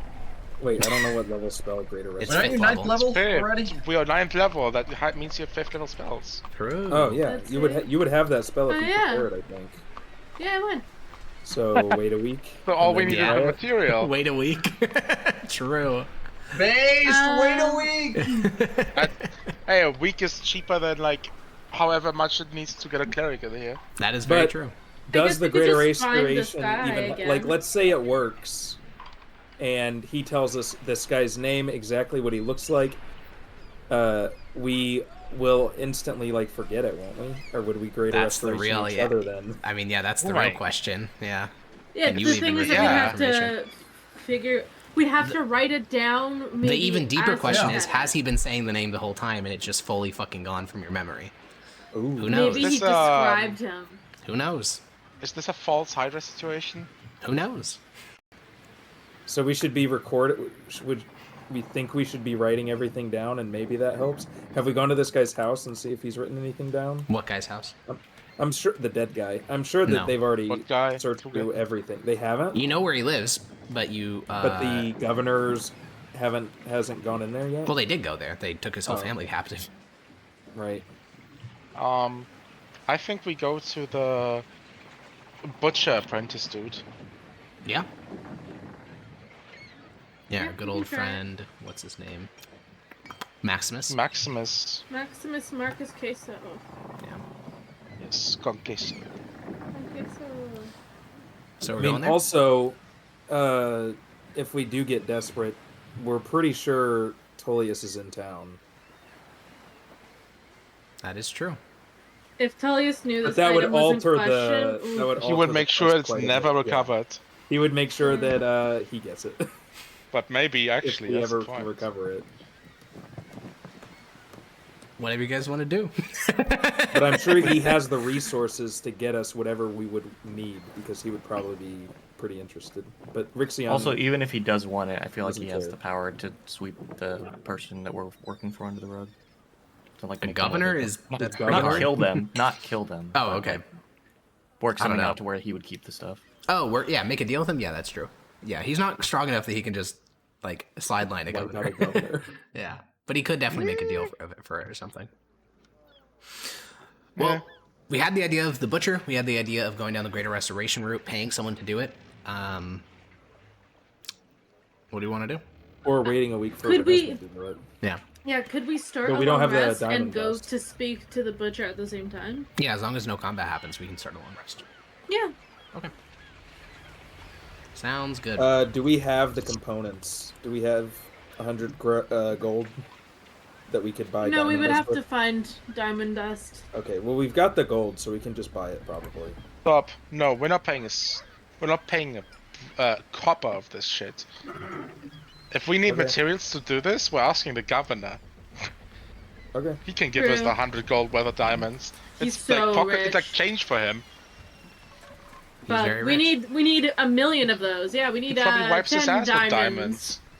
Unfortunately, most material components for spells are pretty well known. You're not going to be like, actually, it costs $10 quadrillion. Is there a do we know how much he paid? Got for his the- ass. We need, actually, we need How a much he paid magical for what? plus one bow for this. The cow. He paid 250,000 gold for the cow, which is Well, $250 million. I feel like How much did that's Aeolian get for it? under? Yeah, I feel like he that got wasn't 80% as much of as that. he could have got. Oh. Good lord. Yeah. Fuck. Well, I mean, you said Oh you wanted my Aeolian God. to be able to retire as a rich nobleman for his entire life, so... You mean for like multiple generations? I feel Yeah. like this Good item lord. would be Was he worth more than immortal? Was that 2 his The million. entire problem life? is, remember, Yogi, they could not identify it. This item Right, could not be okay. identified, so they didn't even know its full features. They didn't even know it could... But if they did, it would this. go for probably way more. It probably wouldn't be sold. It'd probably just be That's seized by the true. government. That's true. What did I not tell like the auction of Hego its full abilities? No, you did not. I remember. No, because I remember Wow, we you talked about it. undercut yourself. Well, you told them that it could do the feather featherfall and the pass without a trace thing, and you said it's really good for rogues. You mentioned the other thing that I don't want to mention, but you didn't mention the actual big part of it because you can't. Like, it's not something that can be retained for long periods, so it wasn't really relevant. That's a good point, you I would probably suppose. get no money if you said too much, right? Because they would just They just take it. Yeah. Anyways, we got a butcher. Joke's to go on to. them. I would have just put on the cowl and disappeared. Get fucked. True, actually true. So butcher? Question mark? Yeah. Okay, great. So the 5 of us, we make our way across the city to a butcher in a nicer part of town. It's not within sight of the Opera House, but it's in that sort of hoity-toity district of the city. And there is a nice little butcher shop. Yeah, hoity-toity. There's a nice little butcher shop here with a bunch of select cuts. And you can see, you know, the classic butcher, big-bellied boy, fiery red hair, is behind the counter. And then sort of behind him, in the process of breaking down larger cuts of meats into smaller ones, is a lanky guy, sort of quiet, close-shaved head, clean-shaven, looks young, mid-20s, 25, 26. Scar on his face? He has his back turned to you at the moment. Guess we'll just say out loud. Hello. Maximus? The butcher will look at you and then turn and look at his apprentice, and the apprentice will turn around. You see, when he said scar, this is a nasty scar. Like, this is not like a glancing blow, like someone carved into his cheek. And he looks over and says, hello? Hey! We were wondering if we could talk to you for a sec. You're His not in any eyes trouble. flit to your judge badges and then to his boss, and his boss You're just not sort in of... any trouble, don't His boss worry. fully steps out of the way, like, I got nothing to do with this. And you see him look at the back door, and you can literally see his thought process in real time, like, do I run? And then he Don't thinks do it. no. Yeah, and then he sort of stands there and We're says, faster. what do you want? I haven't done anything. We know, which is why you're not in trouble. We're here to not talk about you, but rather about people that you used to hang out with. I swore them off. I haven't spoken to them in years. That's I know. fine. You're not in trouble. We're wondering about We're them. trying to find them. Okay. Did Marcus get himself in some trouble? Yeah, The other one. kinda. But his buddy, the one he's close with. Oh. Yeah. What's his name? It's been a long time. I'm not sure. Didn't you guys all hang out? His brow sort of furrows. I should know it, though. I hate him. You can't remember, huh? Why? Why could Why I do you not hate remember? him? He sort of reaches up and touches the scar on his cheek. Oh. Oh. He, it seems, has something or found a way to erase his name from everyone's thoughts and also the way that he looks and his voice. At least his face. You might be able to remember his body, his arms. He had his black hands, hair, his I know legs. that. Yeah. What He else? starts to, like, nervously bounce his leg. I should be able to remember it. He was the worst okay. person I knew. Does he wear a beard? It's on his Maybe. face. Yeah, that's gonna be hard. I was just trying because you remember the hair, so maybe. Oh, I do remember his hair. It was long back when we knew each other. Oh. How long? You know, like shoulder length. He was leaning over me. He was human, right? I don't know. I just remember just one thing really well. We were in that old warehouse, the one at the docks. I don't know if you've talked to Marcus already, but we were there and I said something to get him angry. I hated him so much, and then he just sort of leaned over me and no one stopped him. I remember his hair hanging down in my face. I'm real sorry. That sounds horrible. Do you remember anything distinctive about his body? Or the way he acted? I mean, he was a thug. You know, he had some muscle on him. He was the best thief of any of us. It You wasn't really even hated close. this guy. Maybe some habits that made you really annoyed that he did. He had this bandolier, you know, these daggers. I don't think he ever killed anyone, but he'd always be, you know, rotating them, showing them off. Did the daggers look special? No, that's the thing. They weren't special. I think the bandolier is what he liked. The He thought it bandolier made had him any look sort of like some symbols on sort of- it. No, it's just black leather.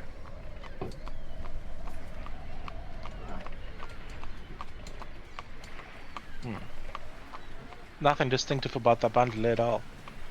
I mean, you could probably buy one at any leather shop in the city. Yeah, that's what I was worried about. Did he have any scars? But you can remember. Not exactly. We went swimming once, and he had I mean, I guess he kind of did. He was a farmer, just like the rest of us. So he had all these, you know, sores and welts and on his back and bunions on his feet. You know, working man's hands. He's a farmer. Well, Do he you used to know be. what farm he grew up on? It was. He was in my village. I don't know. What village were you from? What was your village called? It's a small town. You've probably never heard of it. It's called Pesanto. It's southeast of here. Do you remember? I'll look to Severus. If it's magical, is there even still a chance his parents would remember him? I think his parents. I mean, I was about to say they might have pictures of him, but I realized what age we're in. Well, do you remember anything about his parents? they were, yeah, I remember them well. His father was a former legionnaire. They got the property. He was, you know, tall, handsome guy. I think he got some sort of injury though. His face didn't quite look right. His mom was a lovely woman. What were their names? His parents? His father's name was Lucas. His mother's name was, I think it was Attilia, or Antistia. It's one of those A names. I didn't know them super well, but I mean, it was a small village, so I knew most of the people's names. Where did his parents live? They lived in the town, the farm right across the way. That's why I'm so shocked I can't remember him. We went to the city together. The farm right across the way from me was where his parents lived. You remember the parents' last name? Yeah, his father was Lucas Queso Tiberius, I think. And his mother? I think it's Antistia or Attilia. It's one of those two. I don't remember her mother's name, but I know she was of their family as well, Tiberius. Siblings? What? I don't think he had any. I don't remember any. Oh. Would they be a race too? I don't think so. I think it only affects him particularly, which is why you can remember his parents. And yeah, no, he had no siblings. Children? Wife? I don't think so. Marcus was How always old were his parents? When we left, must have been late 40s. How old were they when they had him? I'm not sure. I don't remember. I was a young kid back then. You got a guess, maybe? I mean, I think, I don't know. You said you were young then. Yeah. How young were you then? That's what I was trying to think about. I was thinking about how old he was in relation to me, but I don't even remember. No. Don't think about his age. How old were you when his parents had a kid? It was before me. It was before I was born. How old are you? I'm 20. So he's older than 20. We know that. But not much older. Right? He wasn't born long before you, right? I mean, he couldn't have been. His parents were only in their 40s when we left. Yeah. He said he's casting some sort of magic. We're not sure what's making this happen. That's what we're investigating. Do you remember? I'm going to ask you where he used to hang out, but try not to focus so much on him. Try to focus on Marcus and where he would hang out. Well, Marcus spent most of the time with his sweetheart. He met her when we first moved to the city. He'd spend a lot of time at home. When we were doing jobs and stuff like that, we'd sometimes go to the Alderstaff to get work, you know, hear what was being talked about. And then At the warehouse. Yeah. You must have talked to Marcus then. Yeah. What about Marcus's sweetheart? What about her? Oh wait a second. Out of character, we already have his wife, right? Yep. Oh yeah. Yeah. Okay. Never mind.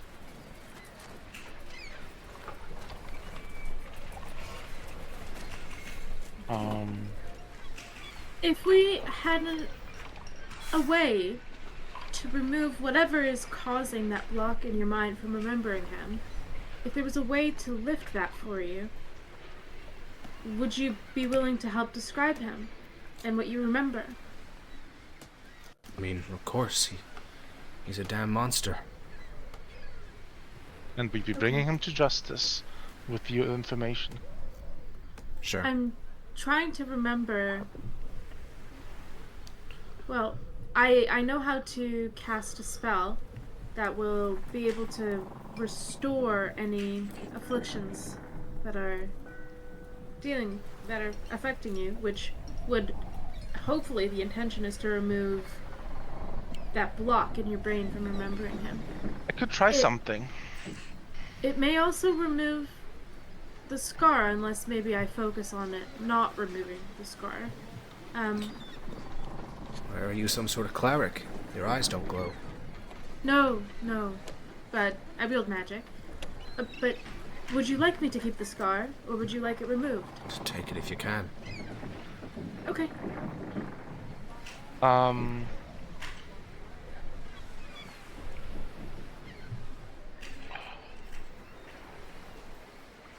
I forgot what I was going to ask. Sag.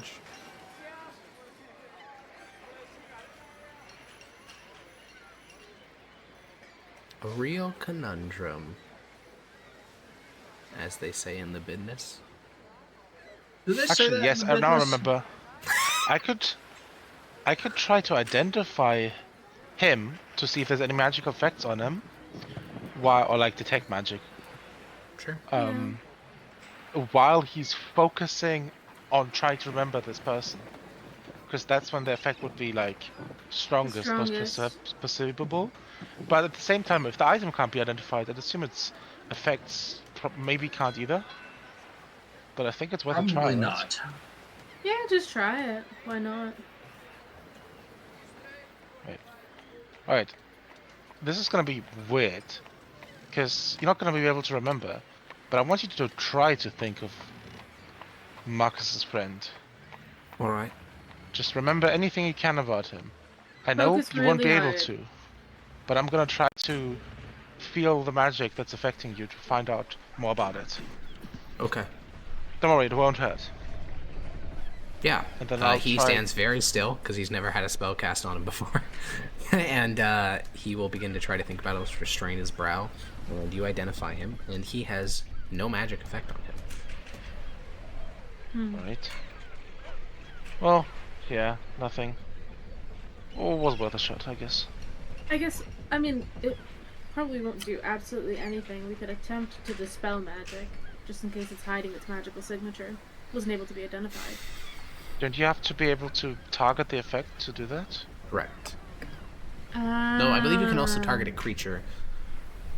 Yeah, you can target a creature as well. Oh, yeah. You could try that. I'll try it and I'll upcast it. I have my 5th level spell available to me, so I'll upcast it to 5th level. Upcasting only helps if the spell effect is of 4th or 5th level, because then it would auto-dispel. Other than that, it has no impact. I mean... But it could be, right? Sure. I'm not sure. I just want to do the strongest thing that I can. Okay. Alright, roll a wisdom, roll a spell modifier check, which is basically your wisdom plus your proficiency bonus. Okay, I don't know how to do any of that. Click the wisdom button on your sheet. By the way, I recently found out that these casts actually don't get you a proficiency bonus. Spell level? Oh, you're right, it is just your wisdom mod, right? Spell save DC, spell save DC. Okay. 20. It's not like an attack roll. Plus what? Okay. Nothing. Don't worry about it. Yeah. Okay. Peach. You put your hand on his arm. He's very nervous. And you speak the words of Dispel Magic. You feel the magic of that mountain spirit flow through you. And as the magic goes into effect, he blurts out a name. Now, you dispelled the effect on him for 6 seconds. That is the maximum length of time it can be dispelled for. But in those 6 seconds, he says a name, and I need all 5 of you to make intelligence saving throws. Oh, So God, we this don't. Oh, This is right. weird, dude. This is weird. Okay, Grania has passed. Renesmee has not passed. We all have plus that's 3s it. because of my magic aura. Okay, Peach has passed. Int saving throw, you say? Int saving throw. Rixion failed. No, plus 3. With and 19 is a Maximus fail. also failed. Lastly, it's Severus. Do I have an Indomitable to use on this? If you want to, you can, man. And yeah. We're about the long it'll be- rest. You might as well. Are we actually about to Are we about to long rest? Yeah, that's what I I'm. thought the whole point of that was just to get. To the That's fucking- true. That's true. Severus. Okay, he passed. So I'm going to DM 3 of you the name, and you can never communicate this to the other players. Okay. I don't know how you're going to do that, so good luck, because they literally, their characters can never understand it. Even if we Okay. get dispelled. I Even- imagine that if you the get way- dispelled, you could, but you'd have to pass the intelligence saving throw 6 seconds later when the effect ends. Wait, are we in the same effect as the other people where we can't recall it even ourselves without No, telling you the can. person? You can. That's what the intelligence Okay, saving throw is for. But So if we idea. were to Each- say it out loud, then Rixion and Maximus would never be able to understand it. Right, they just wouldn't hear you say anything. Would Well, the not other even people that. It's passed not like- be able it's to not like understand it we- between each other? Yeah, so the way it's going to work is, the 3 of you I just DM'd, you know So- his name. Your characters can say the name out loud, you can understand it, you can associate this name with the guy. The 2 who failed to save, Maximus and Father Rixion, can never comprehend the name when it's spoken. So we need to the one roleplay. guy that We can I would never say trust- this Okay, yeah. name. Correct. Yeah. So the moment he says it, Well, so look what at- you see, Maximus, is you see, she casts a spell magic, he sort of lurches forward, his mouth opens, no sound comes out. what? Immediately, Renesmee Alright, then. will touch the guy's shoulder and go. That's me saying the name. Being dumb. Yeah. He looks back at you, and he seems confused, and he says, what was that?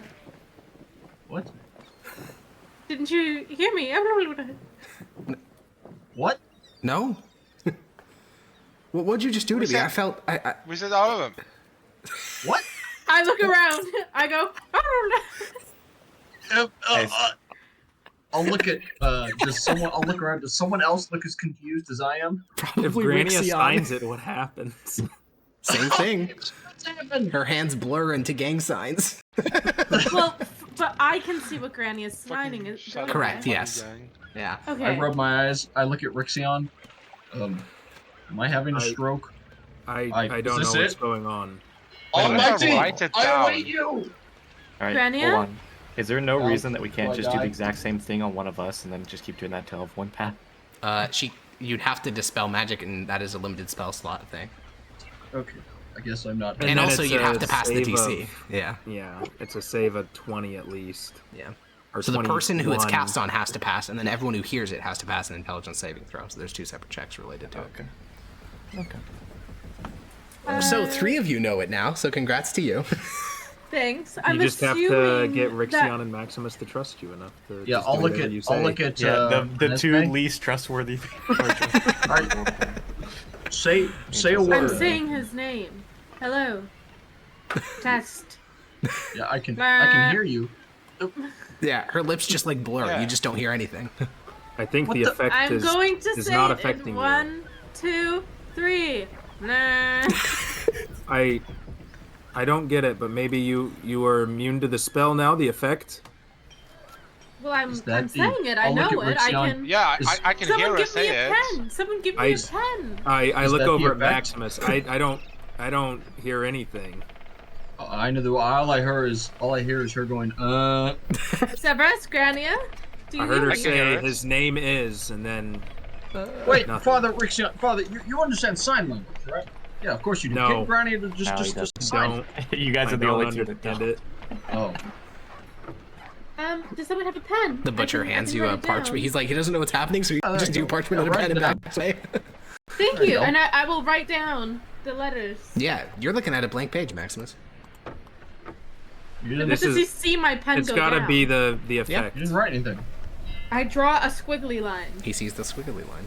Alright, I see draw that, yeah. a squiggly line, and now I transition it to the name. It disappears. I look at Severus. You can see this, right? You stopped drawing.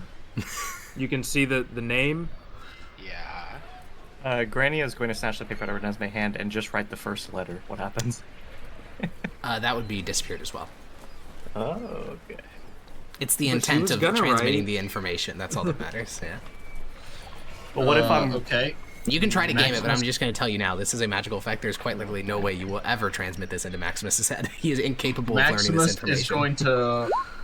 Okay, Maximus just... I think we're smart enough to know, right, that they've gotten through and understand it, and we don't. Presumably. If you trust us, we forget that as well. You didn't forget anything, you just didn't gain the piece of information. Right, but I don't forget that they're saying anything at all. Like, I can piece together that they might be There's saying just something blank I don't spaces, understand. but yeah. Okay. And to verify, because we passed our saves, basically we perceive the world as normal, and they're perceiving it as wrong because they can't understand that name. Yeah, basically. Okay, so it is like actually written on the they're paper. censoring objective reality. Yeah, exactly. You see Maximus's eyes go in two different directions, and he just kind of... His brain just melts. He can't handle it. It's too complicated. Like, goes down, like, it's like foaming in his mouth. Yeah. Well, it makes me feel Magical assured. Caesar. It makes me feel assured that, it's not just one of us that's able to hear it and communicate it. Good. You two know as well, so... Granny will not. Yeah. Sure, yeah. But how would that work? How? Well... Do you think I'm still gonna be able to bonk the guy on the head if I see him? And you tell me to bonk him on the head. Yes, but you won't be able to No real issues then. No real issues. Wait. Now I'm curious. I wanna just draw on the paper. Sure. Like a nondescript guy. Sure. That has black hair and a bandolier. Sure, that's all fine. Do they see it? Yeah. Alright, I see that. It's generic enough, yeah. And now I think it's him. It would remain, because it would remain. Okay. You guys heard that from people who already were under the effect, so it's clearly not censored information. Yeah, it's more like if we actually knew what his face looked like. Like if he had a face we tried to tattoo draw or it. something, Yeah. we wouldn't Alex, see it. I have a hard deadline of 8:30. Well, yeah, that's actually I was about to say. As you guys have been doing this, there has been a courier walking along the street, and they seem to finally spot you guys in this butcher shop, and they'll come inside and they'll say, "Judges, I'm to inform you there was a frankly stunning theft from the reliquary of Saint Lornia. All the holy objects are gone." Oh no. And that is where we're going to end this week's session. Yeah, our process next. Our process is that way you're gonna be next. So next week we will continue to try to hunt down a problem Ethan created. And how does it feel, Ethan? Of a criminal called. Sorry, let me figure out how much gold I got. It's like when they do the title credits in Invincible. Yeah, literally. Yeah, I got $200 million out of this. True. So, Aeolion's chilling. Question before we... Yes. Final question. We can't really use this thing, can we? Because no one else remembers You him? can only use it between the three of you. Yeah, which we don't know anything else about the guy, so... Correct, because he only had 6 seconds of being being dispelled. And are we allowed to know if this would stay dispelled if we see him again? Who knows? Okay. Have you guys seen him before? No, but that's our only way now, is if we see him. So with that, we'll be back next week or whenever. Yeah, I think next week is fine. So we'll be back next week to finish the mystery of the Black Cowl. And I think we'll be done with criminals, nobles, and hucksters, surely. So, hasta luego. Bye-bye. Bye.